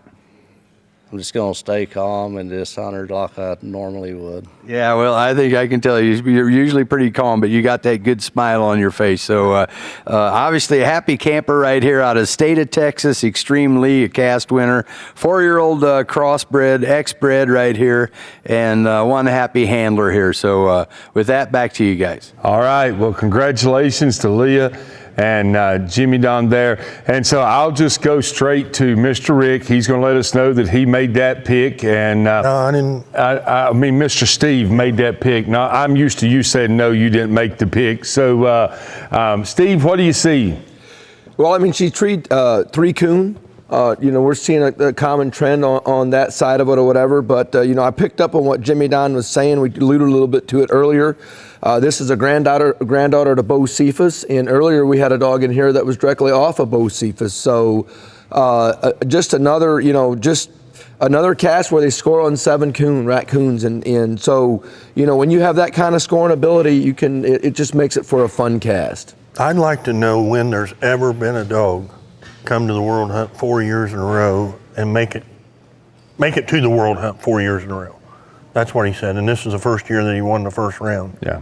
I Pretty can't impressive. imagine that's ever been done before. I've hunted some good ones over the years. I remember the closest I got to that. I got my junior dog 3 years in a row, but I got him qualified 8 years and only made it there 5 times in his lifetime. You know what I mean? On that side of it, so it's hard to do that. It's hard to get out of them zones to do on that side to certainly do that. That's a phenomenal story. It really is, and bringing her, and she's 4 years old. Yeah. So brought her here as a year-old. As a pup almost. As a pup almost. Yeah. So we're getting reports from the field, and we have another winner, guys. Let's see if Steve got this one right. Yeah, surely not this one. He can't get like 6, 7, 8, 10 in a row like that. But here we have Wanda out of southern Michigan here. Tracy Thompson is the owner, and Tracy's standing right back here, and he had 4 dogs here in the finals. One, I guess, that he just sold recently. But, man, that's what an accomplishment to have 3 or 4 dogs here in the finals here. But Mike Ream is handling this dog for Tracy, a dog named Wanda, 2-year-old female. Congratulations, Mike. Thank you. Can one of you tell me a little bit about how this dog's bred, Tracy? She's off of Drive Line and Smershel Stylish Gabby. Oh yeah, bred pretty good. So, Mike, I guess you've been hunting the dog for a while. Yeah, I mean since we bought her, we've both been hunting her a lot. But last 2 months, I've hunted her a bunch in the hunts. Yeah, what do you like about her? She has coons when she gets treed. She moves big. She's looking to tree a coon, and she'll go anywhere she has to do it. Yeah. All right. Tell us a little bit about your hunt tonight without going into all the details. Yeah, no, she did her job. She scared me a little bit out of the truck. She walked off a tree. I took 125 minus right out of the truck, and she had treed the coon. So I was a little nervous, but she ended up treeing 2 more and got the job done and had a 4th one treed at the very end of the hunt, and I didn't have to tree her. Yeah. Well, hey, Tracy, you're here too. I think you handled a dog tonight too, did you not? Yes, I did. But didn't have quite the luck that Mike has had. What are your thoughts here now? Mine didn't do me any justice tonight, but hopefully Wanda can keep the fire burning, keep the torch held high for us, and we can keep going with this. Yeah, well, here's Tracy Thompson, Mike Ream with the dog through here. Wanda this time, just a young female, 2 years old here, and looks like she's good to go for another night. What are your thoughts going into tomorrow night? Look out. Look out. Look out. There you go. Look out. So, hey, with that, we'll toss it back to the guys on the panel. All right. Well, congratulations to Wanda, to Tracy, and to Mike. And we probably won't get to spend a lot of time talking about this, but Tracy had several dogs, I think 4, maybe 5, that was qualified and advanced through the zone. So that's a real feat there as well. I'll go to Rick this time. Rick, what do we see on the card? Well, we see on the card a dog that I picked, and neither one of you guys did pick. Oh, here we go. And can we move to our next winner quickly, please? I'm sorry. If there's one in, but yeah, the same old story. They've scored on 3 or 4 coons. Looks like they've actually scored on 3.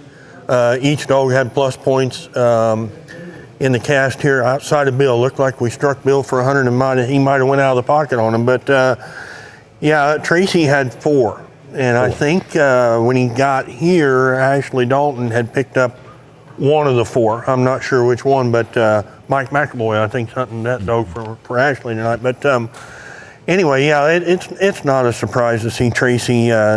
He probably was the big wheel up there at your zone, or up at the. He was in Michigan. He was in the Michigan zone, and he probably ran things up there that weekend. And to walk out of there with four dogs advancing down to here and quite running a deal. the hunt is. And ran the hunt. I mean, too. we've all put these big hunts on and try to do that whole thing. And yeah, Tracy's been a hunter for a lot of years. He's a dog guy, and he's always comes to these hunts prepared.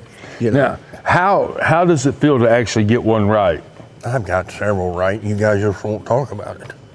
Well, how does it feel to get one right that nobody else got right? Well, it feels pretty good. I understand why Steve does backflips with the camera ain't on. That? But we know your age hinders you from doing that, right? Keeps me from doing that. Yes. You know, and a huge shout out to Mike too. I know Mike and Tracy have kind of paired up the last couple years and hunted with both them guys a lot. And I tell you, those little female could make a really deep run into this hunt on that. And just, you know. Well, we do have another winner. Let's see who we have in the field. Mr. Allen, you there?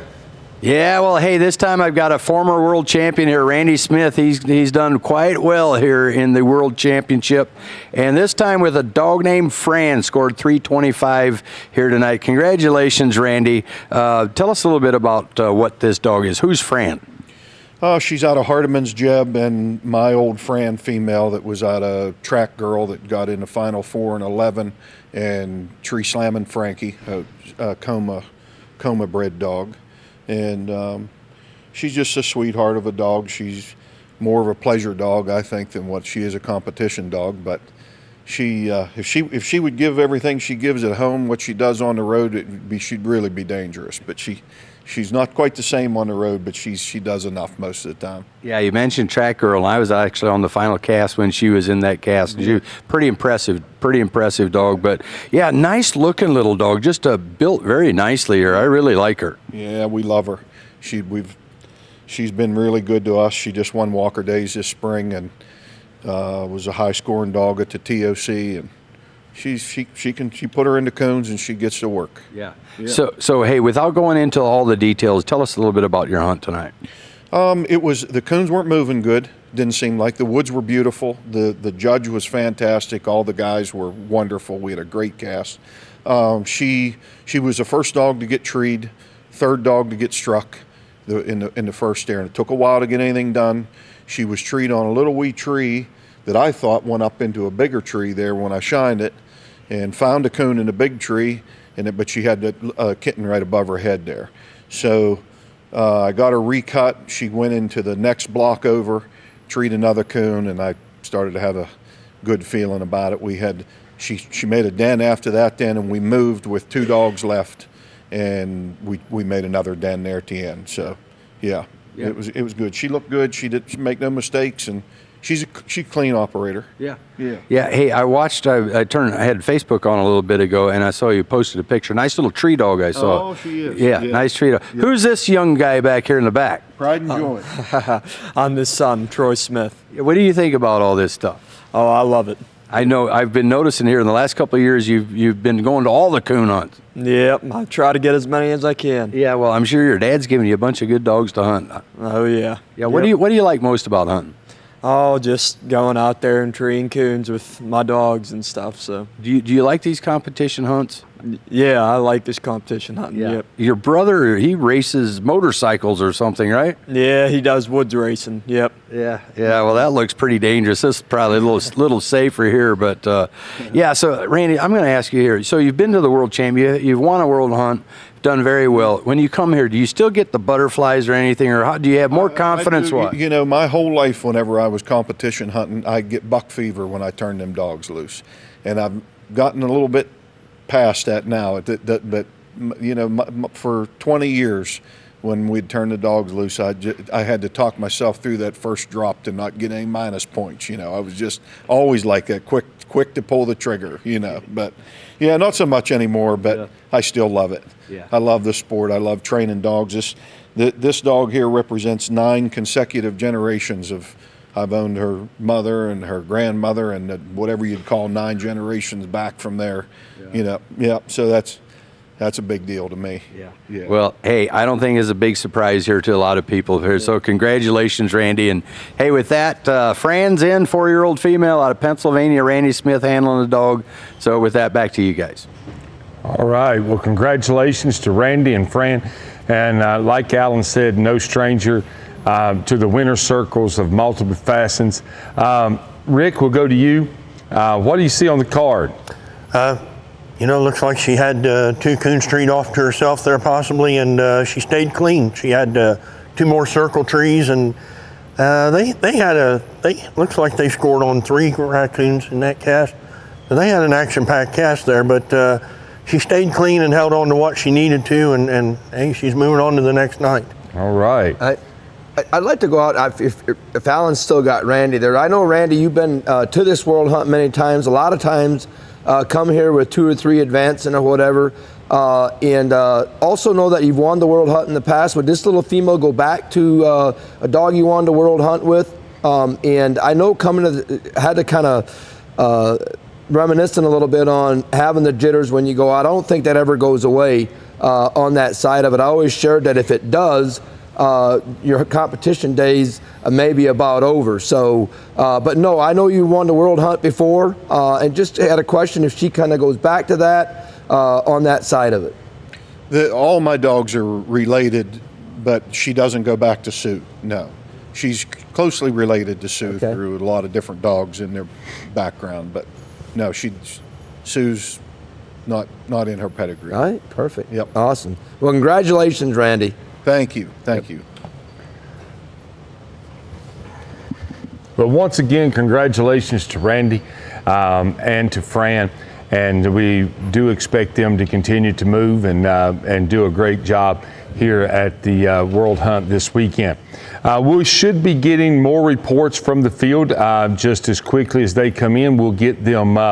We will get them to you. But before we get them to you, I want to just remind our viewers, if anyone is joining us new, we've sent tonight in round number 1, we sent tonight 104 hounds to the woods throughout 27 casts, and the cast winners that are coming in that you're getting to meet, they will be advancing to round 2, and round 2 and round 3 will take place tomorrow night.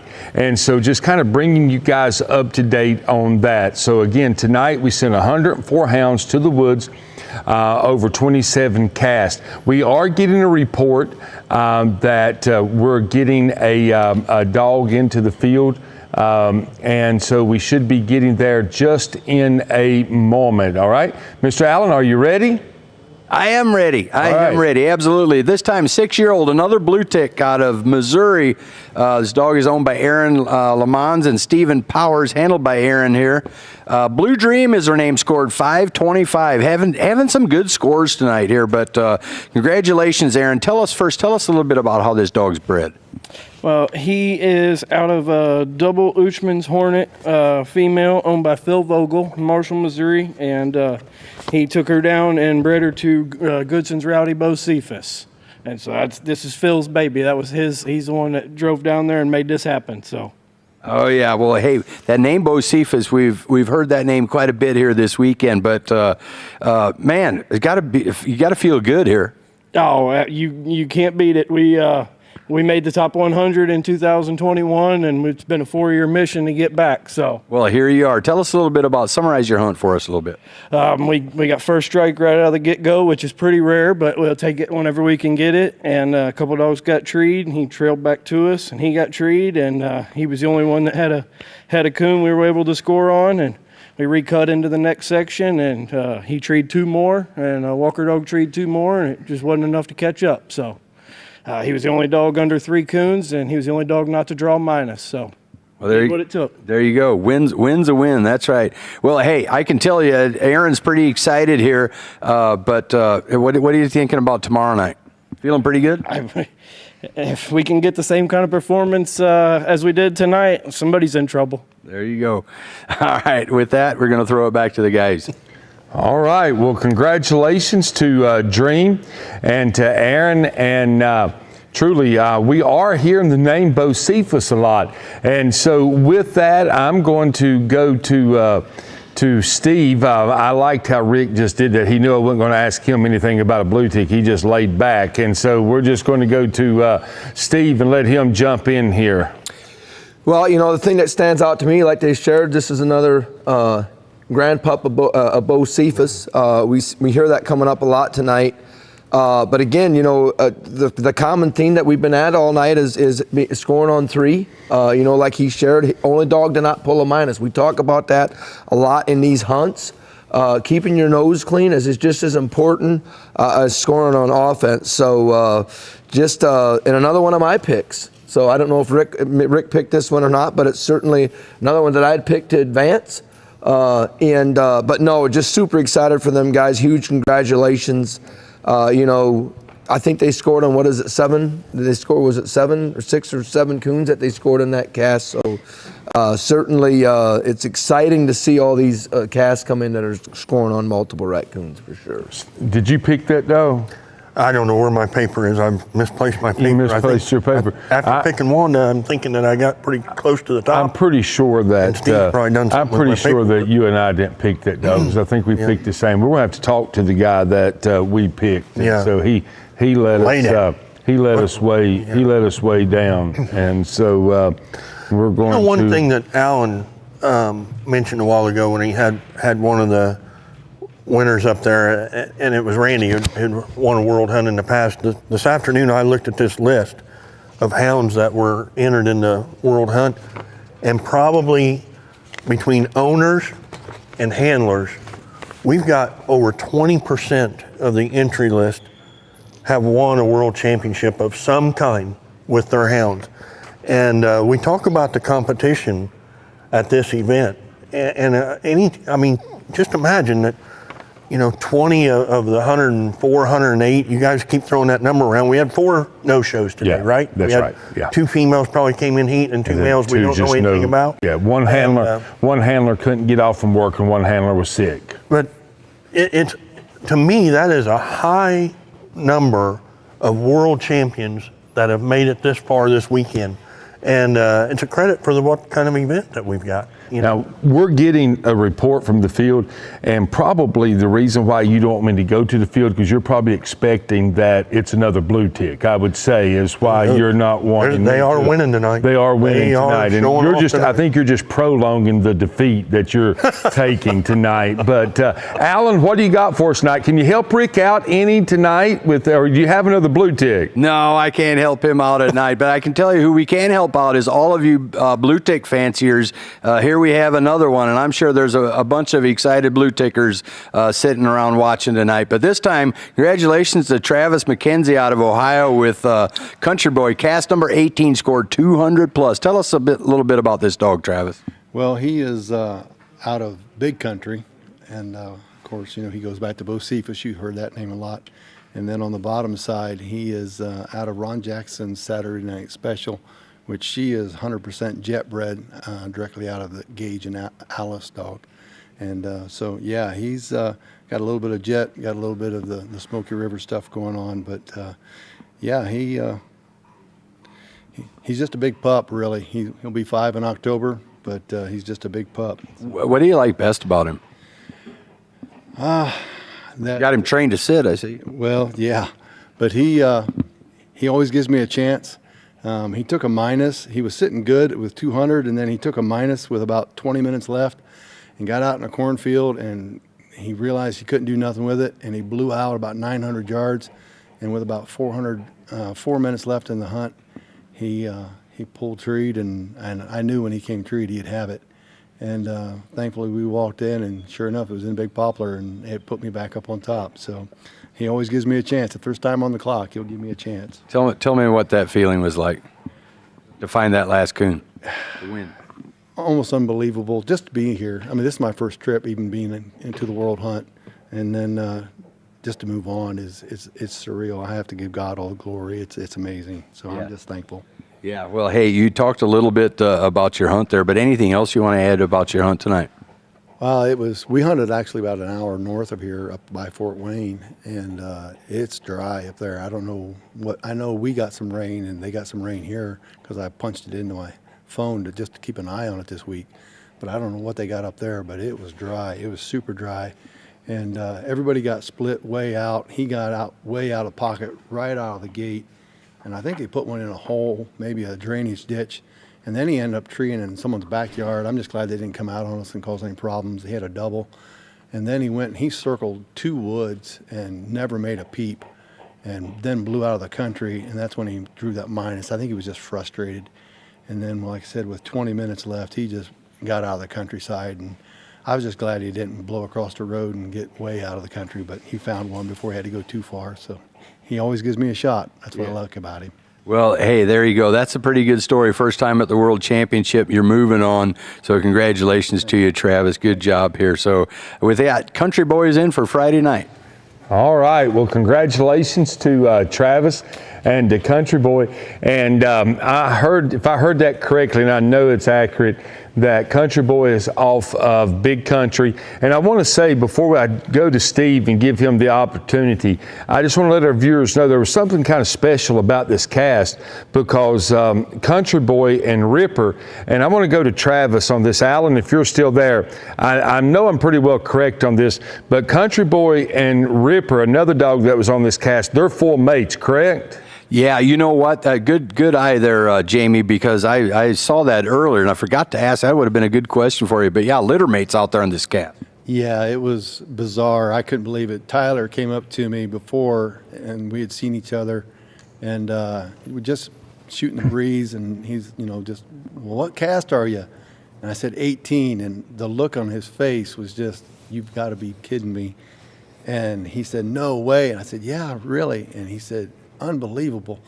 And he said, that's what cast I am. And I said, you're messing with me. And I couldn't believe it. And I thought, man, you got to love UKC, No, they make you draw your cast out yourself. So it's just the way it was. I mean, only 12 blue ticks, and I draw a blue tick, and then of course I draw a litter mate. I said, you got to send me a video of Ripper. I said, because if these dogs sound alike, this is going to be a miserable night. They sound nothing alike. I tell people he sounds like a Chihuahua. He has such a high-pitched ring on his tree that he's very easy to call, no matter how far he is. If you can hear him at all, he's done with the interview. Yeah. Okay. Well, we'll close it out here as well. But Country Boy says that's enough of the lights. I'm going back to the country. He is done with this. But hey, just for our viewers, he said he mentioned that the hunters do draw them out. So when the guys come in to confirm their entries, they do in fact draw their cast number. So yeah, don't blame it on us, Travis. Hey, it worked out for you, right? Yeah, it did. It was all right. So I'm happy to be moving on. Yeah, we'll let him draw his cast from now on out. So hey, back to you guys. All right, congratulations to Travis and to Country Boy. Steve, we'll go to you. What do you see, man? Well, I tell you, just another grandson of Bo Cephas, and obviously out of the country dog, the big country dog that I got to hunt for a lot of years. It's just sitting here, enjoying that side of it, obviously. But it looked like it was, like he shared. This was one of them casts where they went far enough north, probably didn't get the rain like they did here. He said they went north of Fort Wayne here, which would probably be about an hour from here, and probably just didn't have the rain there, dry conditions. And when you get in that situation, it's a matter of just getting through, matter of just advancing. We've all had them casts when you get here that you got to advance through them too. On that cast that, by the sounds of it, it was a little tough for all. By looking at the scorecard, it was a little tough for all of them. Yeah. Now, I just want to ask you a question just to make sure, so I can tell people, is Bo Cephas, was Bo Cephas Big Country's daddy? That's correct. That's correct. Okay, that's why I was just wanting to put all of it together. Yeah, Bo Cephas was Big Country's daddy, and I think there was 4 males. I think he had 4 males or 5 different males that had offspring here. Bo Cephas had 1, and I think the other 10 come from four different males. Out of him. That's incredible. It is, and it really is. He's dominated that side of it. And them dogs typically mature a little bit later. And I always felt like if them pups started getting older, a lot of what you're looking on the scorecard, they're 4 or 5 years old. Country was the same style. 4 years old, he just kind of come in his own, and them dogs make their run 4, 5, 6 years old. When a lot of other people give up on them, they get consistent.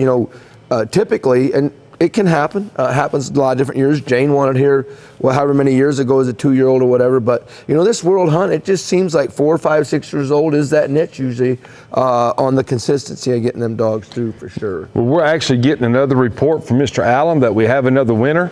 And so, Mr. Allen, what do you got?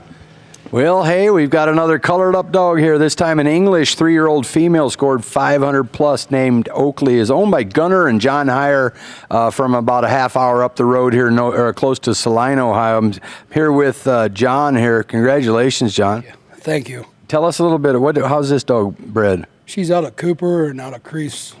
I guess, Cooper was out of Buck, and I don't know the bottom side real well. Yeah, Cooper, you're talking about the one that Lehman owned. Yep. Lehman and, yeah. Kyle Stoops. Yeah, Kyle Stoops. But, yeah, and you have Brad Kelly handling a dog, man. How about that? It's pretty awesome. You got a big old smile on your face coming in here. Oh, yeah. So tell us a little bit about your hunt. Well, I struck for 100, treed for 125 right out of the truck. She didn't go hunting very far. I think probably 600 yards. Struck and treed first, had a coon, cut her back loose. I think I struck her for 50. Then she got treed. I treed her, and then she left. So I was like, uh-oh, that ain't good. And then she went probably, I think, 25 more yards and fell treed again. I treed her again, and she stayed and had a coon. Then I think we called timeout and went to another spot and struck for 100 again, and then got treed again and had another coon.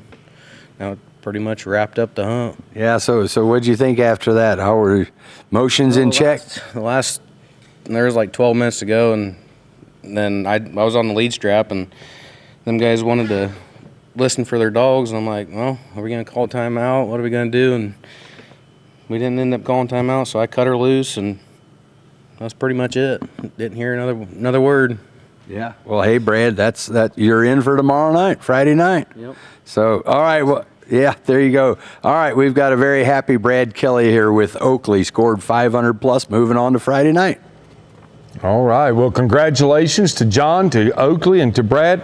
And I do have a question, Alan, if they're still with you. This question, either one of them can probably answer this. I think it was last year that John and his guys and folks that are partners with him won the national duels at Autumn Oaks. Was this the dog that won the duels, or was there another dog? No, that was Blackjack's Nova. Bradley was also handling her in the hunt part for me. He's done real well for me. We became great friends more than anything. It's been a pleasure, for sure. Not the same dog, Jamie. Not the same dog. Different dog. Well, yep, they're rolling with Oakley tonight. They're rolling with Oakley tonight. Well, congratulations to those guys, and it's good to see them moving on. We actually had this card, and we had to send it back over to the headquarters, but we do have it coming up. I'll go to Rick this time. Rick, what do you see, man? Or is your eyes too bad that you can't see that They're far? about too bad here, but boy, she struck fire right out of the truck tonight with first strike and first tree, and give her a little bit of a cushion there to go with. A three-way split, looks like, on the first turn loose, all with coons.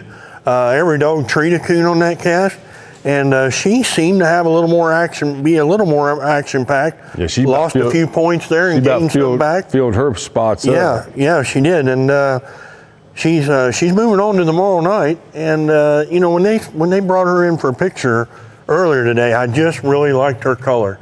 She reminded me of a female that probably Steve might have hunted with as well, was Dickie's old Sandy.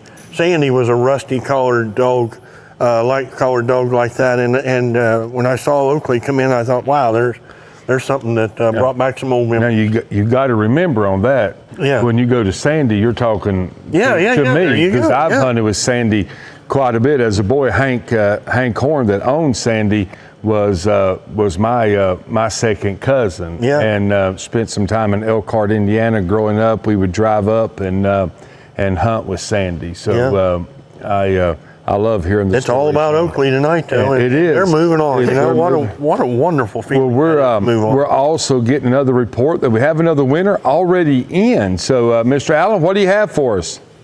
Yeah, that's right. Another English dog. This one's marked up a little bit different. Man, I've always loved an English dog marked up this color like this one is. But this time, Loudmouth Hook. He was in the Final Four at Autumn Oaks last year in 2024. Comes back this year. He's the runner-up at Autumn Oaks a couple of weeks ago. Here, Lee Wade's got him back in here at the World Hunt in the top 100, first round cast winner. But back here with Michael Mitchell out of Indiana is the owner of the dog. Tell us a little bit about how he's bred. He goes back to Loudmouth Junior breeding. His daddy's Big Lee and Mama is Heat Seeker Pebbles. Yeah, so how long, how'd you hook up with Lee here to hunt this dog? Me and Lee's been friends for 5-6 years, and I had him, was going to sell him because I had knee replacements, and I wasn't hunting, and I knew he was too good to be sitting, and I got a hold of Lee, and Lee said, let's do it. So he's been a blessing. Well, Lee's done fantastic with this dog. Lee, how about that? Here you are again, first round of the World Hunt. Tell us a little bit about the hunt tonight. You know, it was action-packed. We had a great guide. We had a good judge. I struck for a quarter, and I scared him, actually, because when he barked, I mean, I could have stuck my leg out there and probably kicked him, you know. And he goes 60 yards and just jams up a layup coon. And then when I recut him, dogs were treed everywhere. We were still walking, and he got treed again. And for 150, we walked in there, and I stood there forever waiting on the judge to get there, and I had a coon there.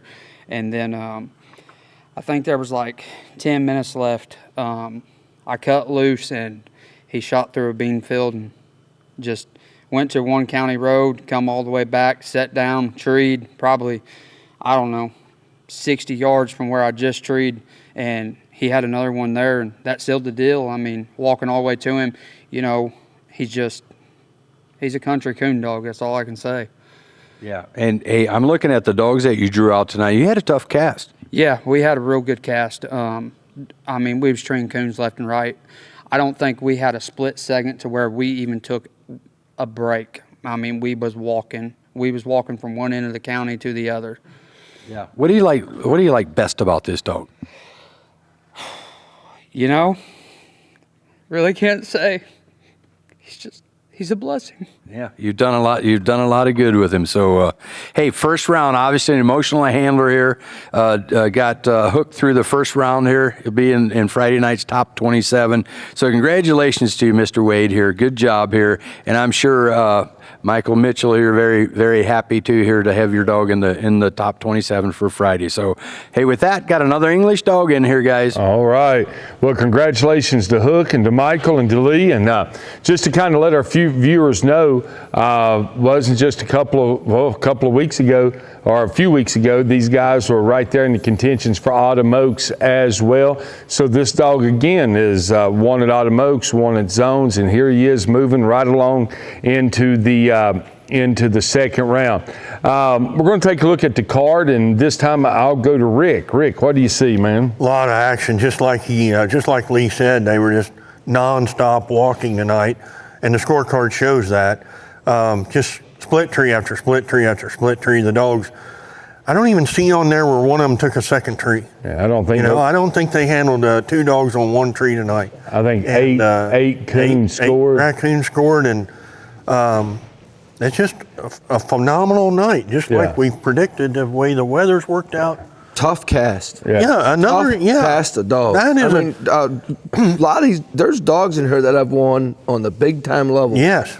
For the past several years. Yeah. And I would say scoring 8 coons, Lee's probably right. They did a lot of walking. They were moving and no time down. But Slip in the final in Tennessin. Was he in the final? He was in the final cast in Tennessee. Yeah. Okay. When Tyler 8-second ride is done, winning everywhere. And them dogs are predominantly in this Midwest area. You know what I'm saying? Yeah. Obviously, Nicky Hale with Downtime has won uncountless what he's won with that dog. And you can see here, he was struck 3 times for a quarter. He had to have the last coon to win. Yeah. Apparently, he's very accurate. Yep. So, well, we want to say congratulations to Hook and to Michael and to Lee, and look forward to them moving on to the second round. So congratulations to those guys as well. We're already getting another report from Mr. Allen that we have another dog in. So Allen, who do we have? Yeah, guys, they're rolling in fast and furious now here. We've got a couple of them on deck here waiting on us. But this time, a 2-year-old male out of Kentucky. Blaze Runner is this dog's name, owned and handled by Ray Blankenship. Congratulations, Ray. Tell us first a little bit about how this dog is bred. He's Charlie Creek on top and Willie and X Jr. on the bottom. Okay, yeah, I'm very familiar with the Charlie Creek dogs coming from my area. They're Dick Brothers. But good cast tonight? We got lucky. We treed one coon. One coon. I looked at the scorecard just briefly there. Looks like you made several other trees, or some dogs did, but a couple trees and one coon done it. Yeah. So summarize your hunt a little bit. We turned out we had to call timeout at the first spot because I don't know what that thing was. It was making all kinds of racket, move spots. Treated coon real quick, and he just stayed out of trouble. Yeah. What do you like best about this dog? Usually when he trees, he's got a coon. His accuracy's the main thing. Yeah, pretty young dog still for. Still is. Yeah, he just turned 2. Yeah. So have you always owned the dog, raised him and everything? What? Yeah, I've got his dad and mommy. Okay. So I bred him. Oh yeah. Yeah. Yeah. Well, what do you think about this? You excited? What? Yeah. Yeah. I'm ready for tomorrow night. There you go, man. All right, Kate, congratulations here. There's Blaze Runner, scored 175, a Kentucky dog. So back to you guys. All right. Well, congratulations to Ray and to Blaze. They said earlier that I guess we've got him coming in pretty quick from what you're telling us from our media team. So you're going to be seeing more just in a moment. Steve, what do you tell? Because this has actually been our lowest scoring cast of the night. And so they had to do some work tonight for this one. So, Steve, what do you see? They scored on 1, but I tell you what, that can happen. But they saw 6. They saw 6, scored on 1, but that can happen. You got to win these type of casts. I mean, it just looks like they made a few circle trees.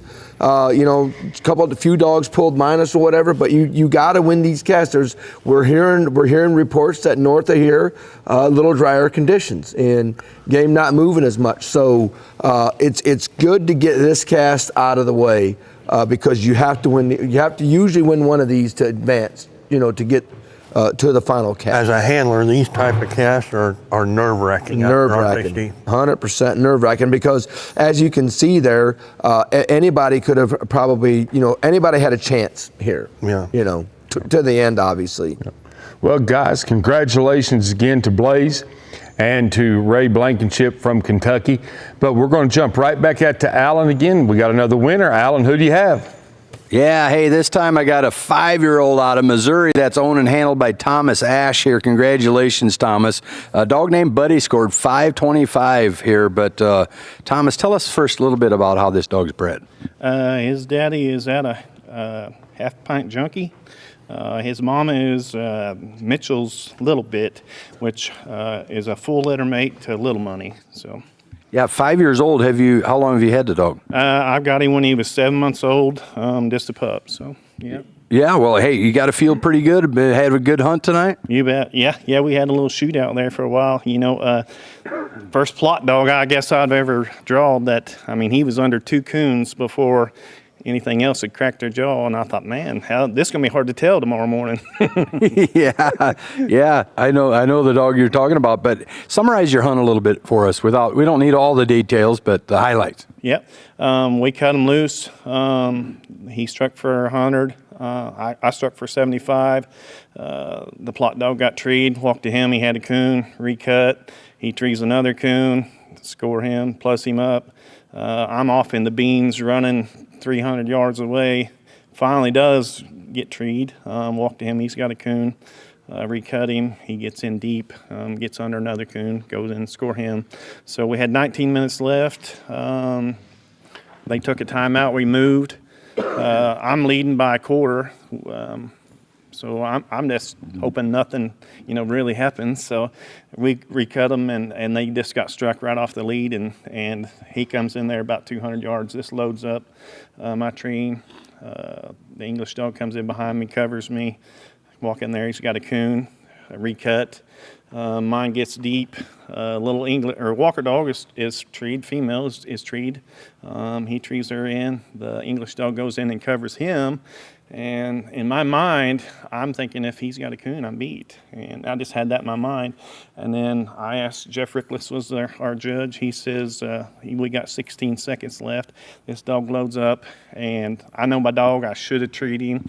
But he just shut up for just a second, and I hesitated, didn't tree him in, and anyway, walk in, and they've got a coon. In my mind, I'm beat, and of course, I'm walking back to the truck, and just head hanging low, and but anyway, I got back and tallied it all up, and I still won by a quarter. So Yeah, well, sounds like a good hunt, but yeah. All right, well, hey, back to you guys. Yeah, I just want to know if Rick picked me or not.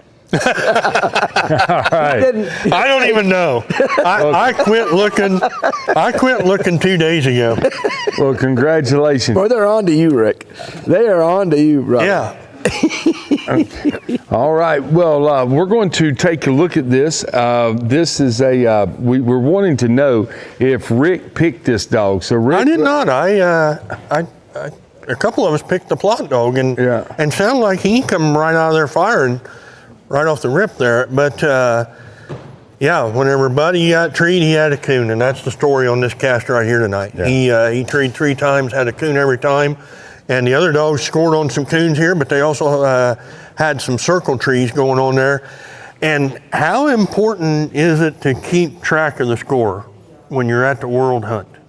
You know, and with an action-packed cast like this, you're looking at this scorecard, you can easily see how somebody would get off by a quarter or 50 points here. And man, believe me, I've had it happen to me. He went from emotions of a loser to emotions to a winner in about 30 minutes there, or however long it took to get back to the truck.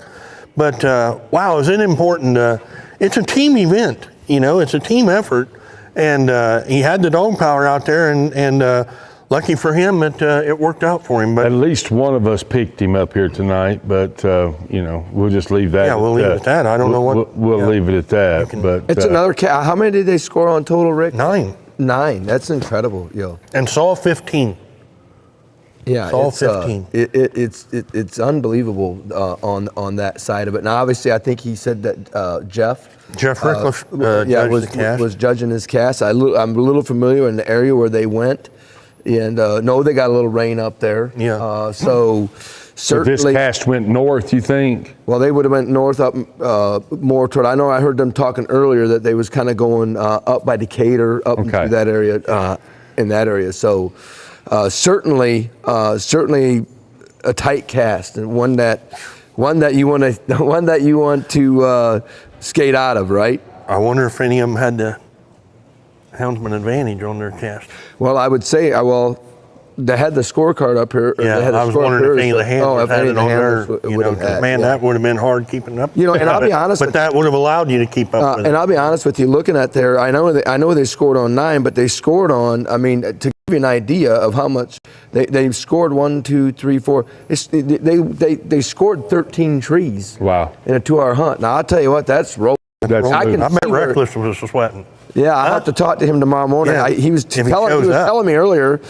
he was shout out, by the way, to all our judges that come here and stuff like that. But he was telling me he's got to be on the course tomorrow morning because they got some tournament coming there. They got to tee off early at 7:30 tomorrow. So he might just leave his clubs at home and stay home or whatever if he walked to that many. That's more trees than he's walked to in probably in probably. Oh, here you go. He's still hunting. We're not.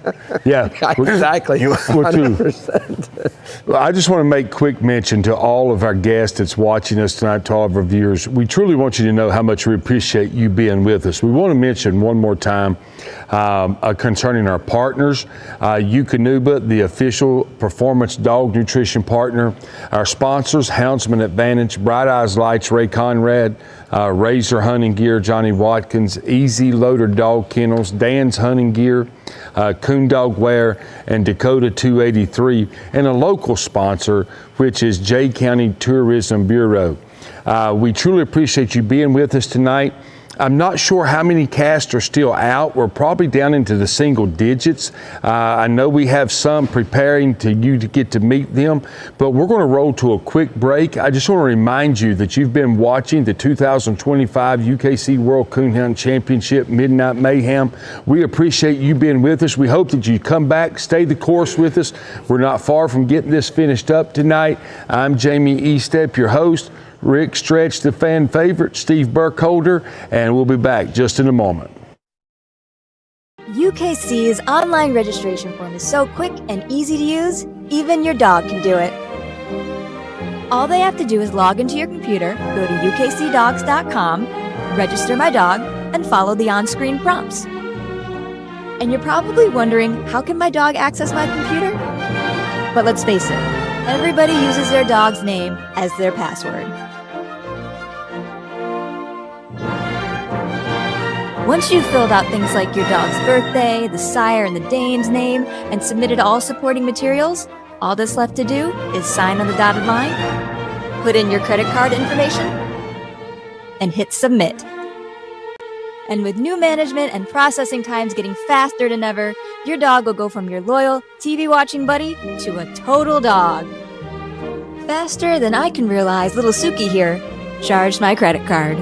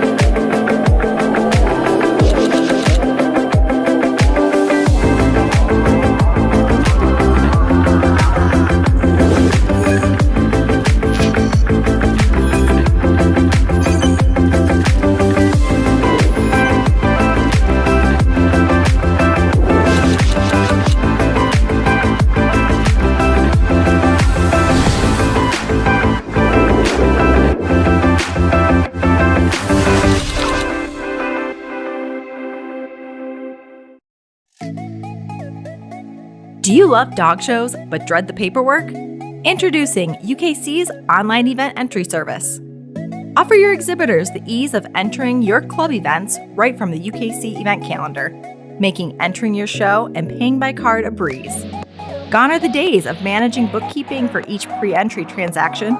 With the UKC online event entry service, UKC will handle the pre-entries and send your club the collected entry fees and list of entered dogs 15 days before your event, allowing you the time to focus on other event details. Free for clubs, easy for exhibitors. Head to the UKC news section of ukcdogs.com to learn more and streamline your next event. UKC Online Event Entry Service, for dogs that do more.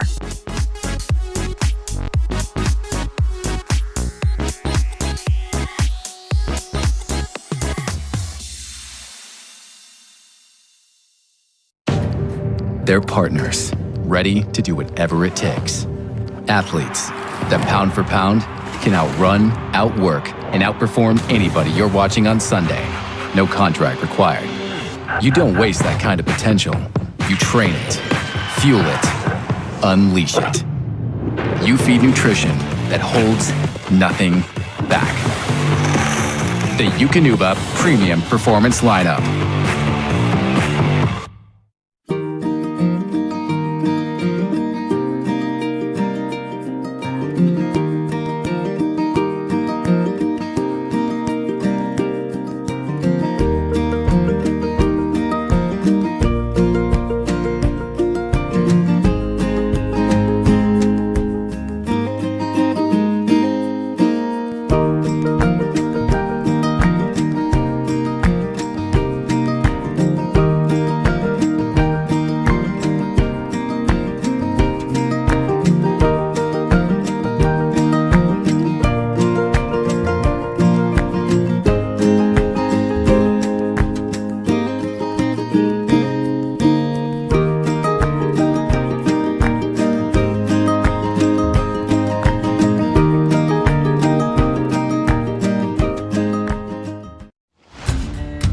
Guess what? We have a podcast. The all-new United Kennel Club podcast will not only feature great guests, living the sporting dog life, but also rules and sport updates.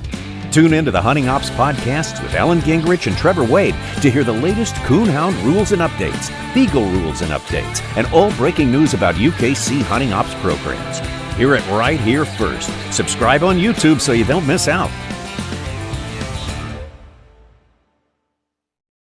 Your puppy only gets one start to set the foundation for a lifetime of performance at your side. Fuel growth and activity, support digestive health, and give him a training edge to one day flush, point, track, retrieve. So when the gear comes out, he'll be ready. Make every milestone count with game-changing puppy fuel. Eukanuba Premium Performance Puppy Pro. And welcome back tonight to the 2025 UKC World Coonhound Championship Midnight Mayhem. I'm Jamie Eastep, your host, along with Mr. Rick Stretch, Mr. Steve Burkholder, and we're glad that you have joined us and have stayed the journey with us. We are meeting the 27 cast winners of the first round. We are drawing pretty close to an end with this, and we hope that you've enjoyed meeting each of these handlers and each of these and seeing each of these hounds. Along through the night, Alan Gingrich of UKC has been joining us, leading those interviews, and we're going to go right back to Alan tonight. We know that he has a winner with him. So, Alan, who do you have? Yeah, this time I've got another national winner here. Autumn Oaks winner several years ago. Hannah's Creek Dolly here, owned by Mike Carmack and Lance Belcher out of Indiana. Daryl Workman handling the dog. Congratulations, Daryl. Thank you. Appreciate it. First, tell us a little bit about Dolly. How is she bred up? She's out of Neosho Cuz on the top side, Finley River Sugar on the bottom side. It goes back to all the old Finley River dogs way back, and yeah, just that's about it. You've been predominantly handling the dog for the last several years, right? Yeah, we've had her since she was, I think she was sometime around 2 years old or so when we wound up with her, and she's pretty much found a home there around my house, and we get along. We're both a little bit crazy, so we get along pretty well. Yeah. Hey, 525 you scored tonight. That's been a pretty average score so far tonight in this first round. Tell us a little bit about your hunt. We had a great hunt, had a great cast too, good group of guys, and started off pretty quick. They started scoring coons, and I thought I was just going to go on for the ride there, it was looking like, and a lot of stuff going on right off the tailgate.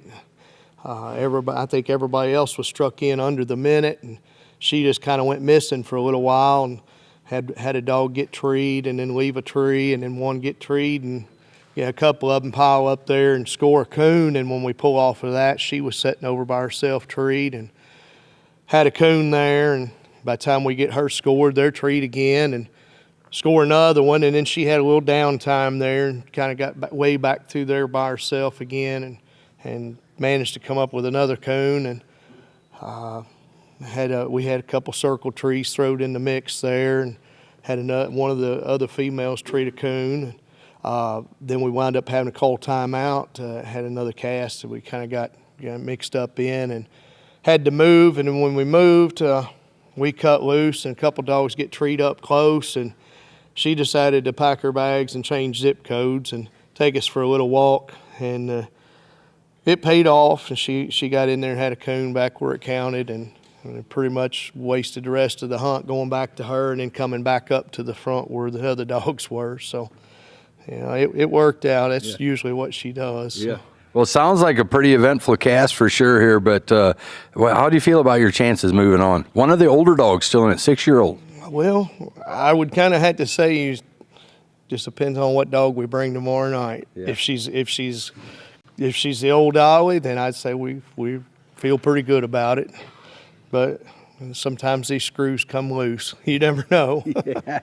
All right. Well, hey, she's in so far. So 525 for Dolly tonight. Congratulations to Mike Carmack, Lance Belcher, and the handler here, Daryl Workman. We're going to see Dolly tomorrow night.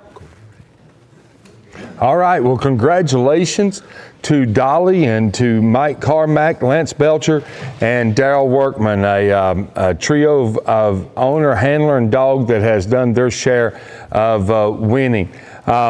Steve, take us there, and because you had talked about Mike a little bit earlier today, so here's the chance, one of Mike's dogs. I'm going to actually turn it to Rick. Rick, you're very familiar with Mike on that? Well, here we go. You know, Mike won World Hunting way back when. And so we got another world champion owner moving on. Dolly, they like Daryl said, they've had old Dolly for a long time. And seems like longer than 6 years, really. But another Autumn Oaks winner. And so two of them we have in now that won Autumn Oaks, right? Yeah, right. Daddy and her. Yeah, and you know, it's no surprise. Dolly's right here at home, within 40 miles probably of where we're sitting right here. And you know, when, like Daryl says, when we've got old Dolly with us, you know, she'll win for him. But action-packed cast tonight. My goodness, they scored on 6 coons, and Dolly had the better part of 3. And, you know, here she is moving on. All right. Another hometown. Well, congratulations to them once again. And we're already getting a report that we have another group in. And I just wonder, it's about time for us to get another. We've had some walkers come in. So what do you think we got this time, Rick? I don't know. I mean, you don't know? I don't either. It's just kind of plays consistency. So, Alan, what do we have? Yeah, it's another blue tick here, and I can tell you this one's probably the farthest traveled. If we have an award like that this year, this dog's going to get it here. And the driver right here, Bradley Clark out of Vermont, owns and handled this dog. Congratulations, Bradley! 850 miles you drove to the World Championship. Yeah. Yeah. So how do you feel about this now? Probably trip worth making. Yeah. So first, tell us how's this dog bred up? Oh, her dad's Leon, and her mom's a female out of Maryland, God's Country Blue Angel. Leon, the dog out of Pennsylvania, right? Correct. Yeah. Correct. What? Angel's out of Jolene and Jet 9. There you go. So tell us a little bit about your hunt here tonight. Oh, pretty cut and dry, you know. Treat a couple of raccoons.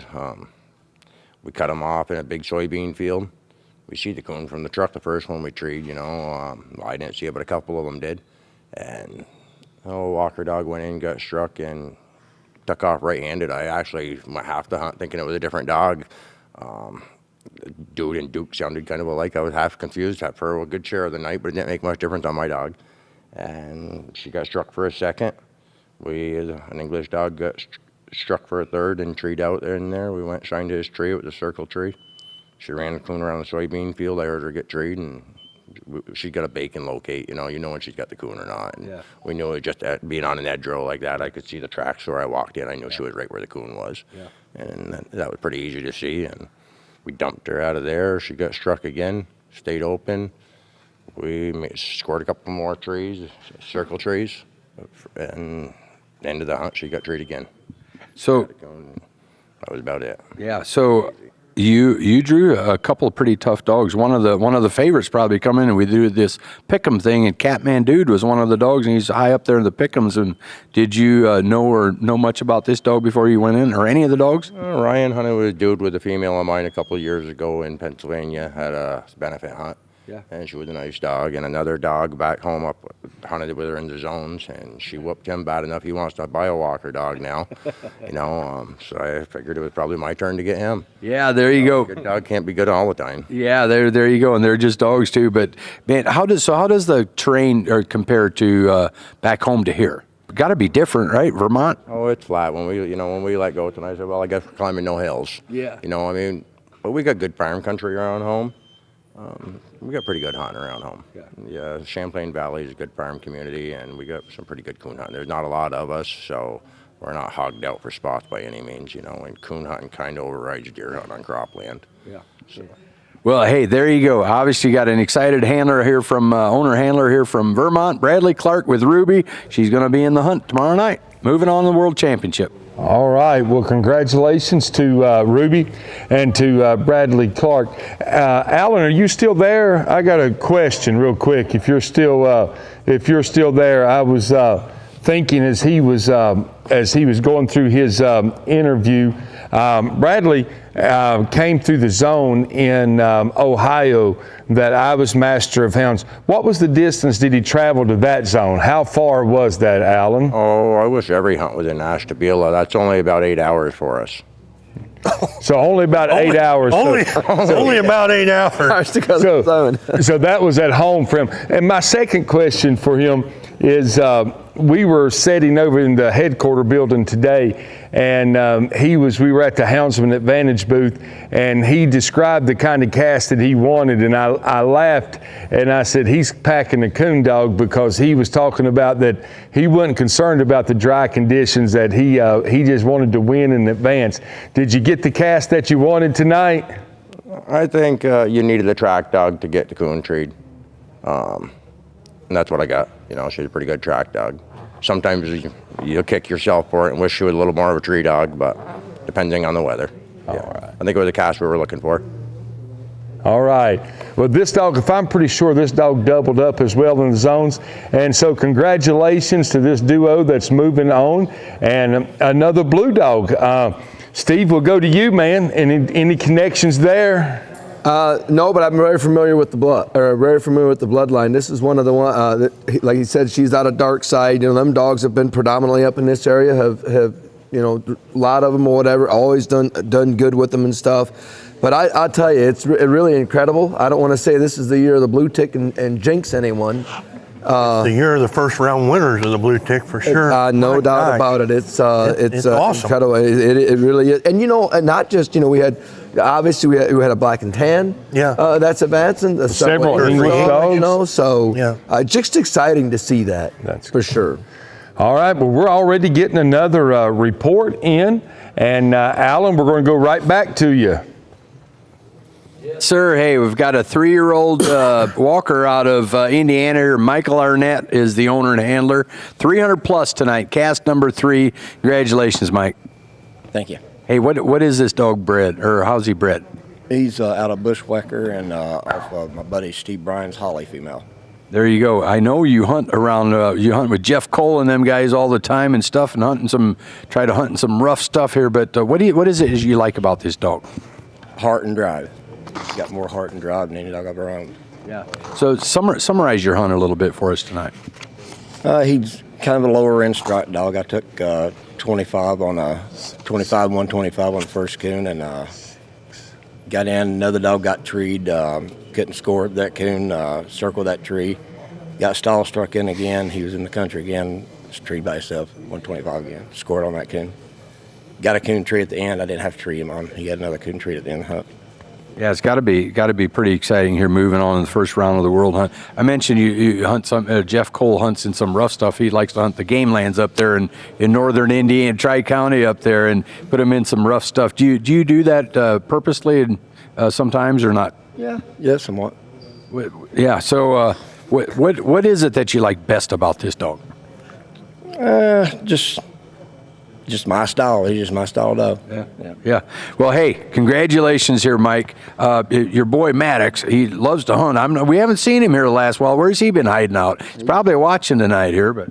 Yeah, he's got his driver's license, so he's being a 16, 17-year-old. Yeah. There you go. Well, hey, Pop's got style in here, and we might see him tomorrow night up here rooting for you. Yep. So congratulations, Mike. All right, here's Style, 300 plus tonight. Back to you guys. All right. Well, congratulations to Style and Mike. Great win tonight. Moving on to the second round. Steve, tell us what you see, man. Well, it looks to me like he treed 2 and the other one other dog treed 1, and that usually is a recipe for success, you know. And like he shared, you got to win these style of casts, you know. Yeah. You know, and him being struck for a quarter. How many have we seen tonight? You know, you can see that one dog was struck for 100, 100 and a quarter. He had to treat the second coon to win, and he did. And so, you know, again, you have to win them kind of casts to advance. Good try and a good dog there. Yeah, and I tell you what, Mike and that whole group, they've hunted good dogs for years. And the dogs from here, a lot of locals winning this year. And I will say this, you know, it's set up for some of them to do good, but sometimes that brings a lot of pressure too, because you know, as most people know, our World Hunt rotates from throughout the Midwest and all over the country. So it only comes in this area usually once or twice every now and then. So to get through this round and be in that top 27, I would think that any of them, including Mike, really feels like they have a legitimate shot to be there hunting on Saturday night for a world championship. All right, well, we're getting a report from Alan that we have another one. Who we got, Mr. Allen? Yeah, hey, we got another world champion owner handler here, J.R. Gray, Ellis Keene out of Kentucky. Congratulations, J.R. Thank you, sir. What are we looking at here today? This is a 3-year-old off of a Willie and a Mojo Mason female. There you go. Named, call him Smoke Show. You had him in Grand 16 at Automokes a couple of weeks ago. Yeah, he's been looking all right. Yeah, I'd say so. He looks good too. We were talking earlier tonight when I was looking. I like the way this dog looks here. What do you like best about him? Just he's kind of a replica of his old man. Really, he just moves around good and treats coons. Yeah. So hey, making it past the first round here. Tell us a little bit about your hunt tonight. Summarize it. Oh, we had a good hunt. Smoked tree 3 singles by itself and another dog tree 2. That's pretty much. I mean, done a lot of walking. Yeah. Who's this guy back here? That's the main man right there. That's the main man right here. He's the dog trainer. Oh, yeah. He's leading. I see he's leading, holding the dog, everything else till you come up here to do the interview. Then you jump in. Yeah, he wants to hide back there behind you. He's a lot bigger than I am, man. He's big. Yeah. That's all the glory. Yeah, there you go. So, but yeah, here we go. A dog named Smoke Show out of Kentucky here scored 475 plus tonight. Moving on to Friday night. J.R. Gray. All right. Well, congratulations to JR and to Smoke. And the only thing I would say to JR, it looks like my cousin Alan done a really good job getting him ready for you, because I'm sure he's taking all the credit. Have you talked to him yet? Probably about 7 or 8 times. He's the one that got us where we are. Well, tell him if you talk to him again, tell him to return my phone, okay? My phone call, because my phone does work, okay? He told me you was number 1. Yeah, I'm sure he did. JR, while you're up there, I know you obviously went on the World Hunt with Willie, and now coming back and getting through this round. We know that Thursday night, this was a good round to get through or whatever. What's it like, owner, handler, of having one out of something that you won the World Hunt and knowing you have a legitimate shot at this? It's special, man. I think we won the World Hunt in 18, and in the last 7 years, I made it to the top 100 5 more times with 5 different pups out of him, but I've never been able to crack past the top 100. So it's the first time we moved on since then. I know. I remember vividly when I made the Final Four in 2000, and when you get that far or whatever, you just think in your mind that you're going to get back there the next year or two, and it's a lot harder than what you think. You get to that 100 round, and it just, to get past this round is tough. So congratulations, JR. All right. Well, once again, we want to say congratulations to Smoke and to JR and to Ellis on moving forward. We'll go to Rick. Rick, what do you see tonight? 3 coons treed, 0 minus. Said he kind of operates a little bit like Willie did. And I was out there on the final cast when Willie won the World Hunt there at Mount Gilead in 18. And JR's still a kid, but he was a lot younger then. And it's amazing to me that he comes back year after year with a young hound out of Willie and makes a decent showing here, So this dog here, pretty impressive scorecard. Looks like he was all business out there the whole time he was loose. Be hard to keep him out. And there's something interesting that I don't know if you guys have put it together. We have seen tonight, moving and advancing to round 2, 3 dogs that was in the final cast of the National Grand at Automokes, which was Smoke, Hook, and Daddy. So 3 dogs that made it to the final cast at Automokes was moving on here. It's incredible. And so we're getting a report from Alan that he has another cast winner with him. So Mr. Allen, who you got tonight? Hey, I got another blue tick here out of Missouri. This time Dan Perez, Steve Davenport are the owners here, but 5-year-old female named Gypsy scored 375. Congratulations, Danny. Thank you. Hey, first tell us a little bit, what is she? She's a 5-year-old off of the Big Country and Smiley's Fancy Blue Cross. She's just a nice little dog. Makes things happen. 5-year-old, have you had her? How long have you had her? March. I haven't had her all that long. So you just got her recently here. So summarize your hunt for us.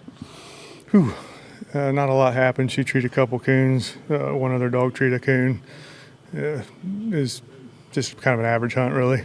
Yeah. What were the conditions like out there tonight? It seemed tough, you know. That's where she kind of excels. The tougher, the better. You know, she don't really need a track to tree a coon, and it seemed like them dogs were trailing most of the time. Yeah. So you're in for Friday night. Coming back, thinking about tomorrow night already? I'm thinking about fixing my truck tie rod busted out on the way here. Had to ratchet strap a jetpack on there. Oh boy, that's no good. Once I get that, I'll be thinking about tomorrow. Yeah, there you go. Well, hey, she's in. We'll see you at 5 o'clock tomorrow. Round number 2. There you go, guys. All right. Well, congratulations to Danny and Gypsy putting on a show and moving on to round number 2. We're not even going to talk to Rick right now because this might be the year of the blue dog. We're just going to move right on to Steve. Steve, what do you see? I seen you doing some gestures, like some fist pumping over there. I was looking at your score over there. It looks to me like you need to come over on this side of on this side of the table here at some point and realizing all these blue ticks. No, again, scorecard, he said it was a little tough. She scored on 2, the rest of them didn't. That's really what it boils down to. Kept her nose clean. Another pup, obviously off a country. He brought 4 of them here. That's 2 of them that are advancing, and a granddaughter to Bo Cephas. I know you're going to hear that a lot, but you know, times like it, things like this don't happen very often. So it's just a huge credit to that hole there or whatever. I talked to Danny earlier, and he felt like he could win this style of a cast, and we talked about, you know, this is kind of how it went through his zones, just winning them casts and doing enough to advance. And so certainly she done that tonight, and just won a cast, but treeing 2 and a few of the other ones treeing 1 each. And Danny is no stranger to handling a dog and putting a dog into position to win, and has won. And so very much congratulations to Gypsy and to Danny in moving on to round number 2. We already getting another report in that we have another winner. And so, Alan, let's see what you got now. Hey, I've got T-Bone here out of the state of Iowa. Jacob Bingham, Nick Snodgrass, Jack Bingham, Autumn Bingham. Congratulations here, Jacob. Thank you, Alan. First, tell us a little bit about this dog. Who is he? What do we got here? T-Bone. He goes out of my old BTO dog that I did good with at the TOC, and then a female off Troy Ferrari's line of dogs. Yeah, so that's where all the white probably comes from Troy's line of dogs there. Yep. Tell us a little bit about your hunt tonight. We each treat a cane, and the big hunting dogs just won't stay in them patches. We did a lot of walking. Our judge earned his money. But we only treed 1 cane apiece and treed some circle trees. Yeah. Well, he came out on top, obviously. Yeah, he did. Yeah, so what is it that you like about this dog? Oh, he's just easy to call, and he's really well-mannered. Haul's pretty decent, and he's good to be around. Yeah. Hey, from the winners that came through here, we had several younger dogs that came through here. 5-year-olds. I don't know. We had 3, 4, 5-year-olds. I'd say he's right up there as far as the little bit older dogs. What do you like about your chances moving forward? Hopefully, he looks better than he did tonight. Well, hey, you're in so far, and tomorrow's another night. So, hey, congratulations to Jacob Bingham here. He's got T-Bone moving on to Friday night. Alan just said congratulations to Jacob and to T-Bone. Moving on to Friday night into round 2. We'll go to Steve, or not to Steve, but go to Rick. Rick, what can you tell us tonight? A lot of action, but low scoring cast. T-Bone wound up there with 150 plus. He had 3 more circle trees. Find any one of those coons gives him a decent score there. Him and Flash were back and forth there a little bit. Flash took some extra minus there that brought him down, but probably a nerve-wracking cast again. You know, you get on these casts and you make several trees here. I don't know what the heck, we're looking at 8 or 9 trees here, and man, you circle, and I would say your nerves have got to be shot on this. I would say this cast is probably our first one that we have seen every dog take some minus. I'd say that's right. And I tell you, I mean, again, you have to win them kind of casts, and for the viewers, Flash was the number one dog. Yeah, a huge amount, 40-some%. On that. But, anything can happen. That's why we hunt 2 hours, Yeah, 40-some%. Well, the bottom line is he's moving on to like Alan said, tomorrow night's a new night. Friday night and round number 2. And so congratulations. And the thing of it too is the Bingham boys, Jacob and all those guys, I mean, they're no strangers to this. They're here every year. And we want to say congratulations to T-Bone and to Jacob and moving on. We're already getting a report from Alan that he has another winner. So let's see who we got, Alan. Hey, I've got a champion dog, TOC champion right here. One of the.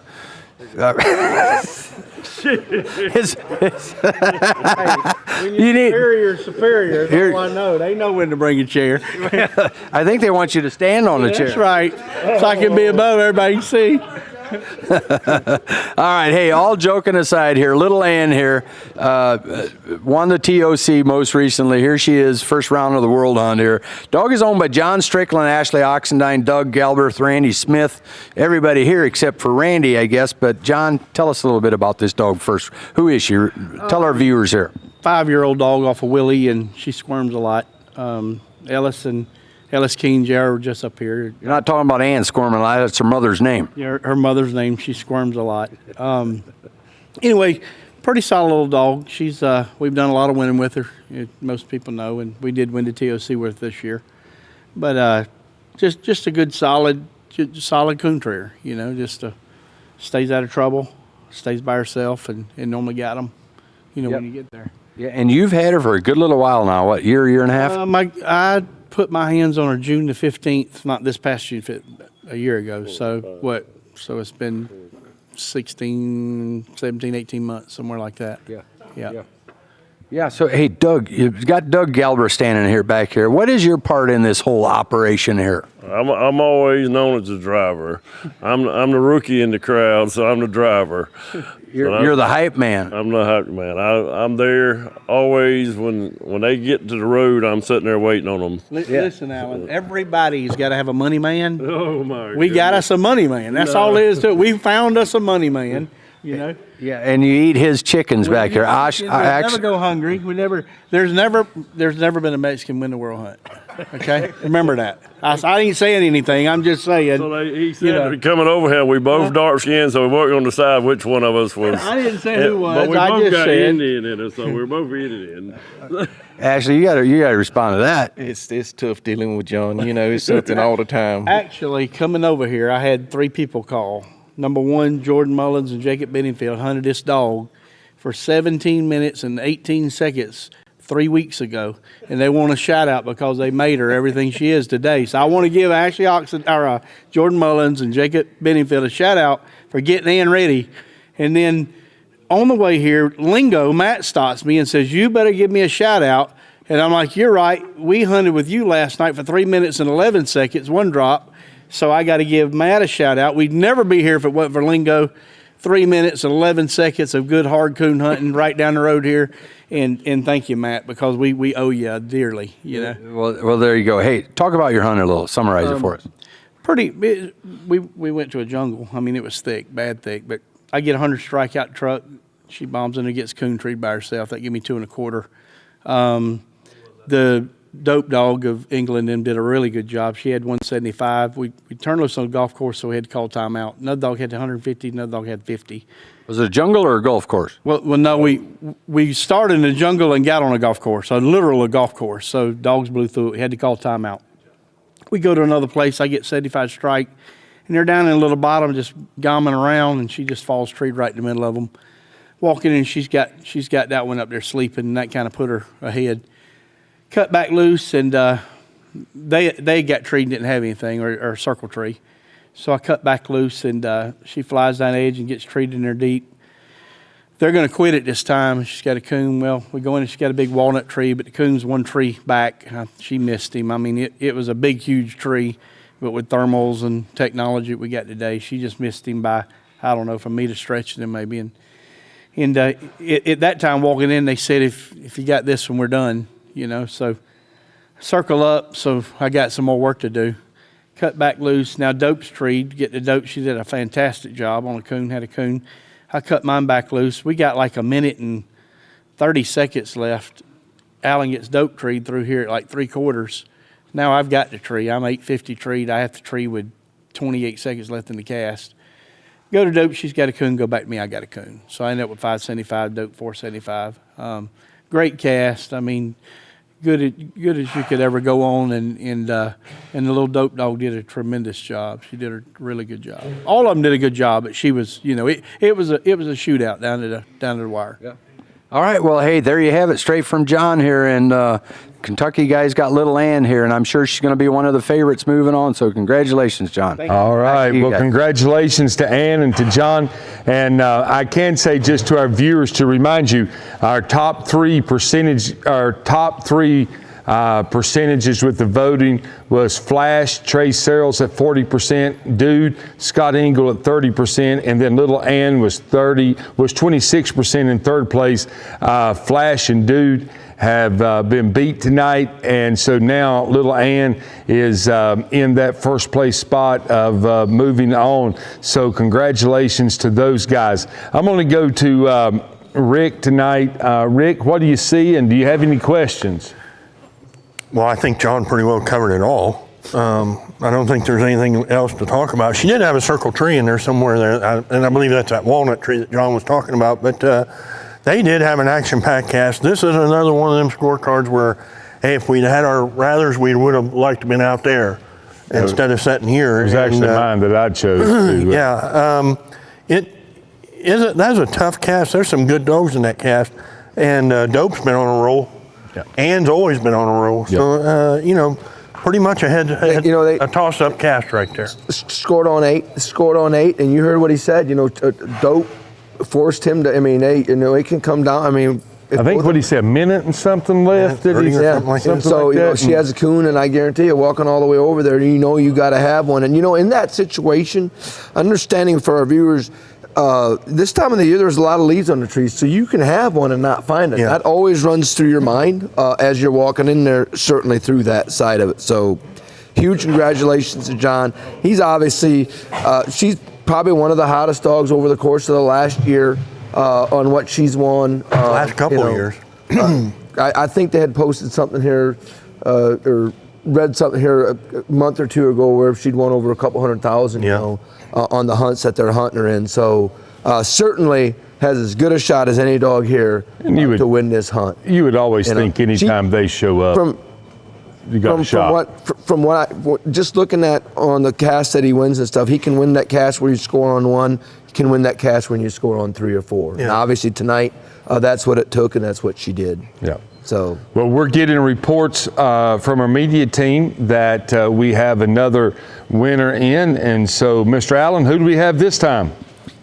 Yeah, well, hey, here I got a dog out of Alabama, a dog named Crash, scored 300 plus. This dog's owned by Mark Hall here, but handled by Richard Harrison, and I think if I'm right here, he has raised this dog and just sold the dog to Mark, but kept on hunting him. Congratulations to you, Richard. Thank you. Do I have it right? Yes. All right. Yeah. Tell us a little bit about how this dog's bred up. This dog is out of Captain Mike, actually my old dog. He is out of Hardman's Jeb and a Pack and Easy female. Okay. So, yeah, he's bred pretty good. Yeah. Well, hey, first round of the World Hunt here. You're moving on here. Yeah. Tell us a little bit about your hunt. It started off a little slow. We did a lot of barking around for a little bit, but then it got action packed. Started training some coons. I think the one female, Gurley, made probably 3 other trees that we didn't see coons in, but they were big, good looking trees. Just didn't find coons. Yeah. Okay. Hey, you made it through the first round. How do you feel about your chances moving forward? Real good. Yep. What is it you like about this dog? He likes to stay by himself. Likes to be by himself and a good steady tree dog. There you go. Hey, congratulations here to Richard Harrison, Mark Hall. Alabama dog named Crash is in, scored 300 plus tonight. All right. Well, as Alan just said, congratulations to Crash, Mark Hall, and Richard Harrison. Great job tonight. Moving on to round 2, we'll start with Mr. Rick. What do you see, man? Well, he treated 3 coons. and he's the only one that treed 3 coons. He did pick up a hefty minus there on the first turn loose there, first tree that he must have moved around on, and but then made up for it. You know, he overcome it and treed 2 more. He treed 3 coons after that mistake, but that's what won it for him. He was on the plus side every time they handled him. Yep. You know, so I'm glad to see my buddy Mark Hall in this thing. Say, you know? yes. Steve and I go back a long ways with Mark. Always a good competitor, always had a good dog, always fun to hunt. Always fun to hunt with, always mild-mannered. Mark's just a great overall guy to have in our sport, and I appreciate our friendship with Mark. All right. I've been down at his cabin, stayed there. Yeah. A couple of different Well, it times. was right there at the World Hunt there. Yeah, the World Hunt where we stayed at, you know. Yeah. Always a gracious host when he does that. So huge congratulations, Mark. All right. Well, as they said, congratulations to Mark and to his handler, Richard Harrison, and Crash. And we're getting reports are coming fast, guys. We're getting another shout that we have a winner in. And Mr. Allen, who do we have? Yeah, hey, this time I've got Stephen Basham here with a dog that's now owned by Tiffany Davis out of Mississippi. Stephen's out of Kentucky here, but we've got Duncan Hit the Spot, 5-year-old male, won his cast tonight, moving on. Congratulations, Stephen. Thank you, bud. Hey, what is this dog? He is off a Bushwhacker and Side Chick. And you've had the dog since he was just young, right? Yeah, I got him when he was about 13, 14 months old. Yeah. Tell us, what do you like about this dog? You've done a bunch of winning with him. He's usually action-packed. When he was younger, he was a lot more action-packed. He'd just fly around, get hooked, give you a chance. And now he's just consistent. He's going to do what he wants to do, and some nights it's good and some nights it's bad. You've already had him in the top 100 several years ago when he was pretty young, right? Up in Peru, I think you said it was. Yep. Placed like what, 7th or something? Got 7th when he was a 1-year-old. Yeah. So how do you feel about your chances now?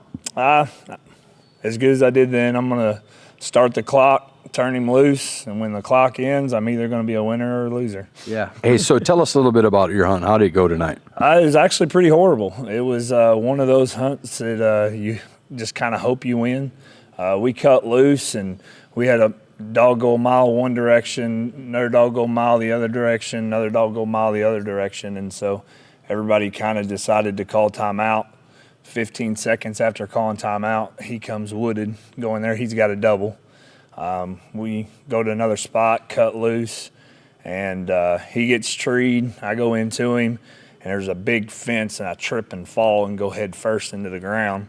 Well, it scares him. He thinks he's going to get his butt whooped, so he takes off.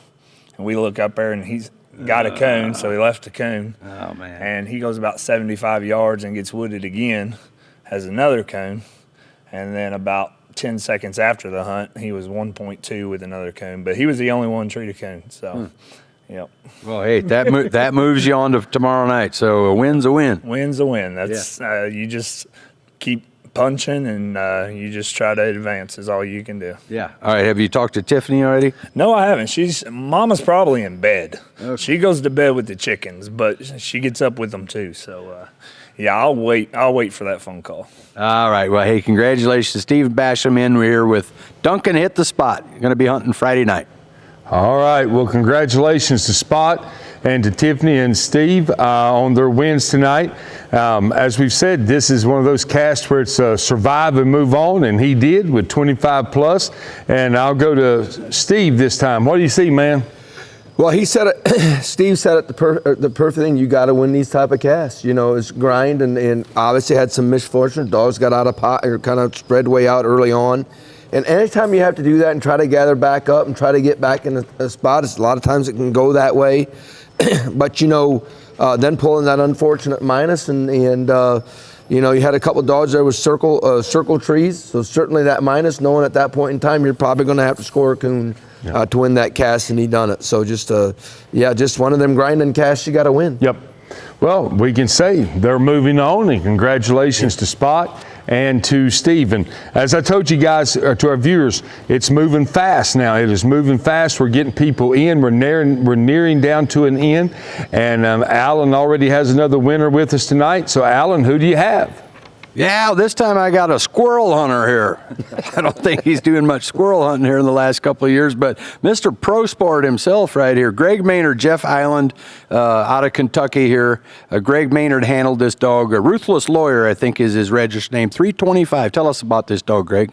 He's a good dog. I ain't had him long. I got him right before the Cloverdale, what's it called, the RQE or whatever. Yeah. But I got him right before it from Randall Drew, which everyone knows Randall Drew. He's a top dog man and a real good trainer. And anyhow, we ain't had him long, but had him long enough to get him qualified for that, and then go to the zones and get through them, and now we're here. So yeah. Tell us a little bit about your hunt tonight. How did it go? It went good. We all dogs had a circled tree right off the bat, and I had 2 1/4 on that, and he didn't cash in on that, so that made me mad, because you get that big strike, you like to cash in on it. But so nobody had a coon. We recut and struck for a 1/4. He got in kind of deep and got treed. Another dog, the Storm dog, got treed and had a coon too, so we was tied. And we had 47 minutes left. We went to another spot, cut them loose, and they treed in a brush pile, and then they got treed again. Him and another dog got treed across the road. That about wrapped it up. Had a coon there, so that's how we ended up with 3 1/4. Yeah, how were the conditions out there tonight for you? It's still really dry. We got a lot more rain at home this week than they got up here. I was hoping, that it would have been a little bit, conditions a little bit better, but it's still dry up here. And but I love it. Good flat hunting. Cornfields, patchwoods. I love this area. Yeah. So. Yeah. Hey, tomorrow night and Friday night's round number 2, we're going to drop them down all to 3-dog casts. How do you feel about moving forward here? To me, I feel this is the toughest round. So from here on, it's just survive and advance, and I feel like he's as good as anything out here, and we're going to give him a run. So. Well, there you go, Mr. Greg Maynard here in with Lawyer. Going to be in. You're going to see him on Friday night. All right. Back to you guys. We want to say congratulations to Greg and Lawyer, and I'm sure I have a question for Greg and for Rick. I'm just wondering if we can get Greg over to the headquarters where the video is being done, and if you two could sing the fight song for Ohio State. Could y'all do that? I mean, could you do that, Greg? I don't know if Rick could back you up. If Rick will start it, I'll finish it. Drive on down the field. Hey, he's got it. Great. All right, man. Congratulations, Greg. Congratulations. That's priceless right there. So we do want to say congratulations to Lawyer and to Greg. Rick, I know that scorecard's going to pop up. We actually have it. What do you have, Rick? Well, Greg co-owns that dog with Jeff Island, and Jeff and Greg got hooked up there and started at the Squirrel Dog Registry, and really Greg was instrumental in getting, I believe it's a United Squirrel Dog, I believe USDC, and them two worked feverishly hard on getting a premier squirrel hunt registry going, and they succeeded in it. And Greg stepped away from that probably 3 years ago, I'm guessing, and Jeff has just kept right on promoting that thing, and it's really growing leaps and bounds. But Greg got him into these night hunts, and they partnered up on some dogs here lately, and they're having some success with it. Well, that is it. So we just want to say congratulations to those guys, to Greg and to Jeff and to Lawyer. And moving on to round number 2, and so very much success there. And guys, if you're keeping up, if my numbers are correct, and from what I'm being told, we're down to our final cast winner right here, and actually done pretty well tonight. 2:30, having everybody back. The deadline was at 4, so that's a good night. And so, Alan, we're going to go back to you, but to all of our viewers, before we go to Alan, make sure that you stay with us. Make sure you stay as we finish this up. Mr. Allen, who do you have? Well, hey, I've got a first-timer here going to the World Championship. He's qualified a dog several times, never went to the zones. First time to the zones this year, Michael Parrott. Here he is in the first round of the finals, and you're moving on. Congratulations, Michael. Tell us about Rip here. Thank you. First and foremost, I just want to thank the good Lord for another successful hunt, really. No, he's just a coon tree. Stays out of trouble usually. Stays to himself, and usually finds a way to win. Yeah, well, he did that tonight again. What's he out of? He's at a rodeo and Travis Goad's female in Virginia, and that one is bred out of Crooked Hollow stuff. Okay, yeah. You're out of Ohio. Where in Ohio are you at? About an hour north of Columbus. Okay, so you're not that far from here. No. Tell us a little bit about your hunt tonight. How'd it go? I mean, it went well. We treed he got under a coon and then made several circle trees. Go ahead. But I mean, he got out of pocket. We called timeout. All the dogs got out of pocket. We called timeout, and he got that one coon treed. And after that, I mean, we made some circle trees. Couldn't get a break on those, and he just didn't take a minus. That's what it came down to. Yeah. Well, hey, how does it feel for you? Are you excited? What? Oh yeah, nerves are shot, but we're here. You're here, and you're moving on. Yeah. So we'll see you tomorrow night. So hey, congratulations. So this is the last dog we've got here tonight. They've all been in. Everybody's got plus points tonight. Seems like we've had a good hunt here in round number 1. But Rip here, 175. He's our last cast winner to come back in. But that's going to do it for us from here from the winner's circle. And back to you guys. All right. Well, congratulations to Rip and Michael. And moving on to round number 2. I'm going to take it to Rick. Rick, what do you see, man? Well, just like he said, he scored on the coon early on there, and then had 3 circle trees afterwards there, and a lot of circle trees tonight. Each cast had a few of them for sure, but. This little dog looks like he's a lot of action-packed. Being out of rodeo, you kind of expect that. And, one of the 7 that's moving on to Friday night out of rodeo. So congratulations to that team there, and wish them the best. Yeah, that would be an interesting thing to find out how many of the 7 of the rodeo pups moved on. I will say this, if you look on the card here, looks like he was getting beat the bulk of the night. Looks like on the very last drop, the Rambo dog pulled a 75 minus, and that was the winning on, and that's part of it. You got to catch them breaks. Yeah. When you go like you shared, on that side of it. So. Well, you've heard it. All 27 casts are back in. You have seen and met the cast winners that will be moving on to round number 2. Steve and Rick, it's always a pleasure to get to work with you guys here at the UKC World Championship and even the Tournament of Champions. I'm going to kind of just give you guys a second here. What do you expect the rest of the week until we come back? The rest of the weekend, I should say. Do we come back on Saturday? Steve, give me some quick thoughts. Well, judging by the scores tonight, I mean, understanding that we had to send 27 casts out tonight, always tough to do that, to get them in great hunting. We've seen many casts tonight that scored on a lot of game. And so I look for tomorrow night with them condensing that down to 9 casts and then obviously 3. I think we're going to see some really tight casts. There's a lot of good dogs advanced. Probably the 2 things that stood out to me on this night here is, number 1, we have a lot of local guys within an hour or 2 here advancing, which makes for great competition. Not that anything else wouldn't either. Very easily could happen. But a lot of them dogs are known element. And then the second thing is, we had 3 breeds that had multiple dogs here. Obviously, the Walkers, the Blue Ticks, obviously the English, the Lone Black and Tan, that's represented. So it's always good to see that. And then probably the second thing is obviously the amount of Blue Ticks that have advanced out of the 12, a very good ratio. So super excited to see that side of it as well. So, and the scores, scoring on 11 coons at a World Championship on a Thursday night, multiple casts scoring on 7 or 8. Pretty awesome. So now, Rick, you ain't even going to get to speak because he took up all your time like you took up all his time on the second podcast. I was going to say the same thing. What's your thoughts, man? Go ahead. Well, I stood in the judges' meeting today, and I looked around at that room in there, and, man, a lot of seasoned hunters in that room.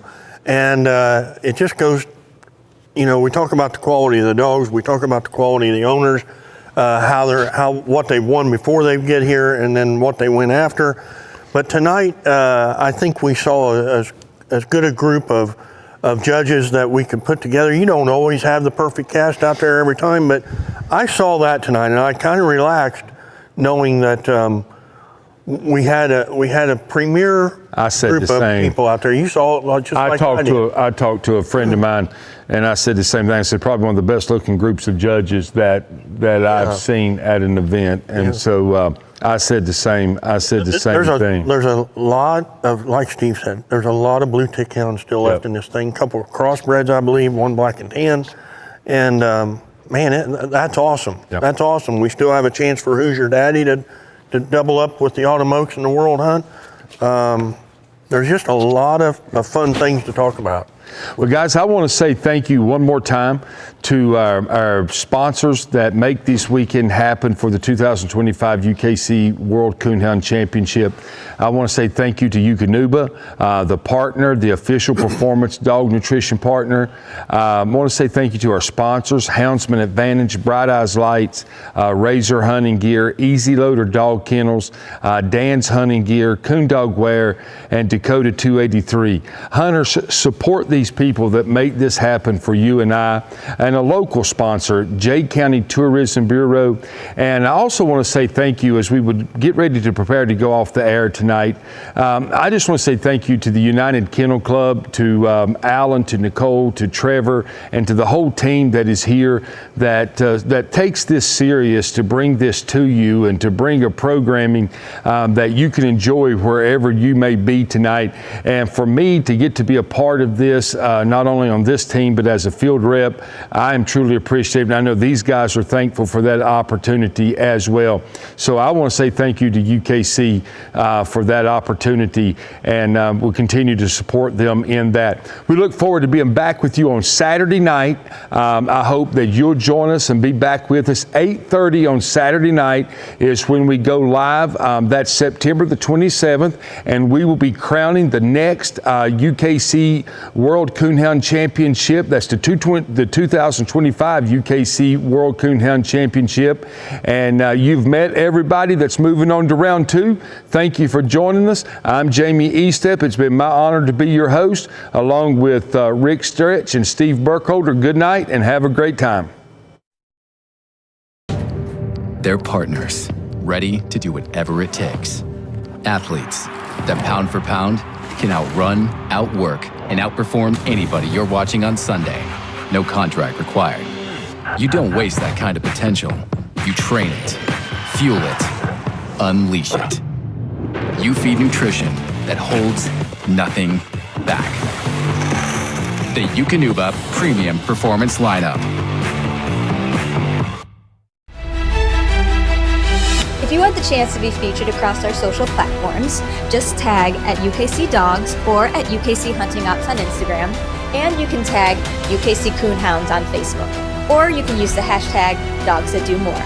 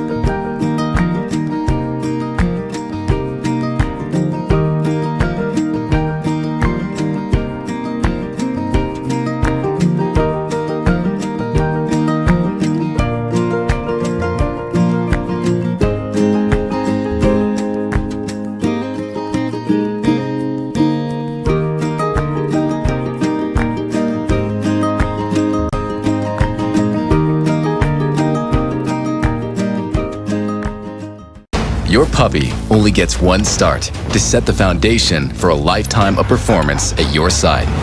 Fuel growth and activity, support digestive health, and give him a training edge to one day flush, point, track, retrieve.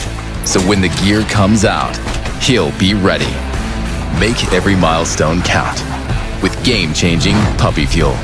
Eukanuba Premium Performance Puppy Pro.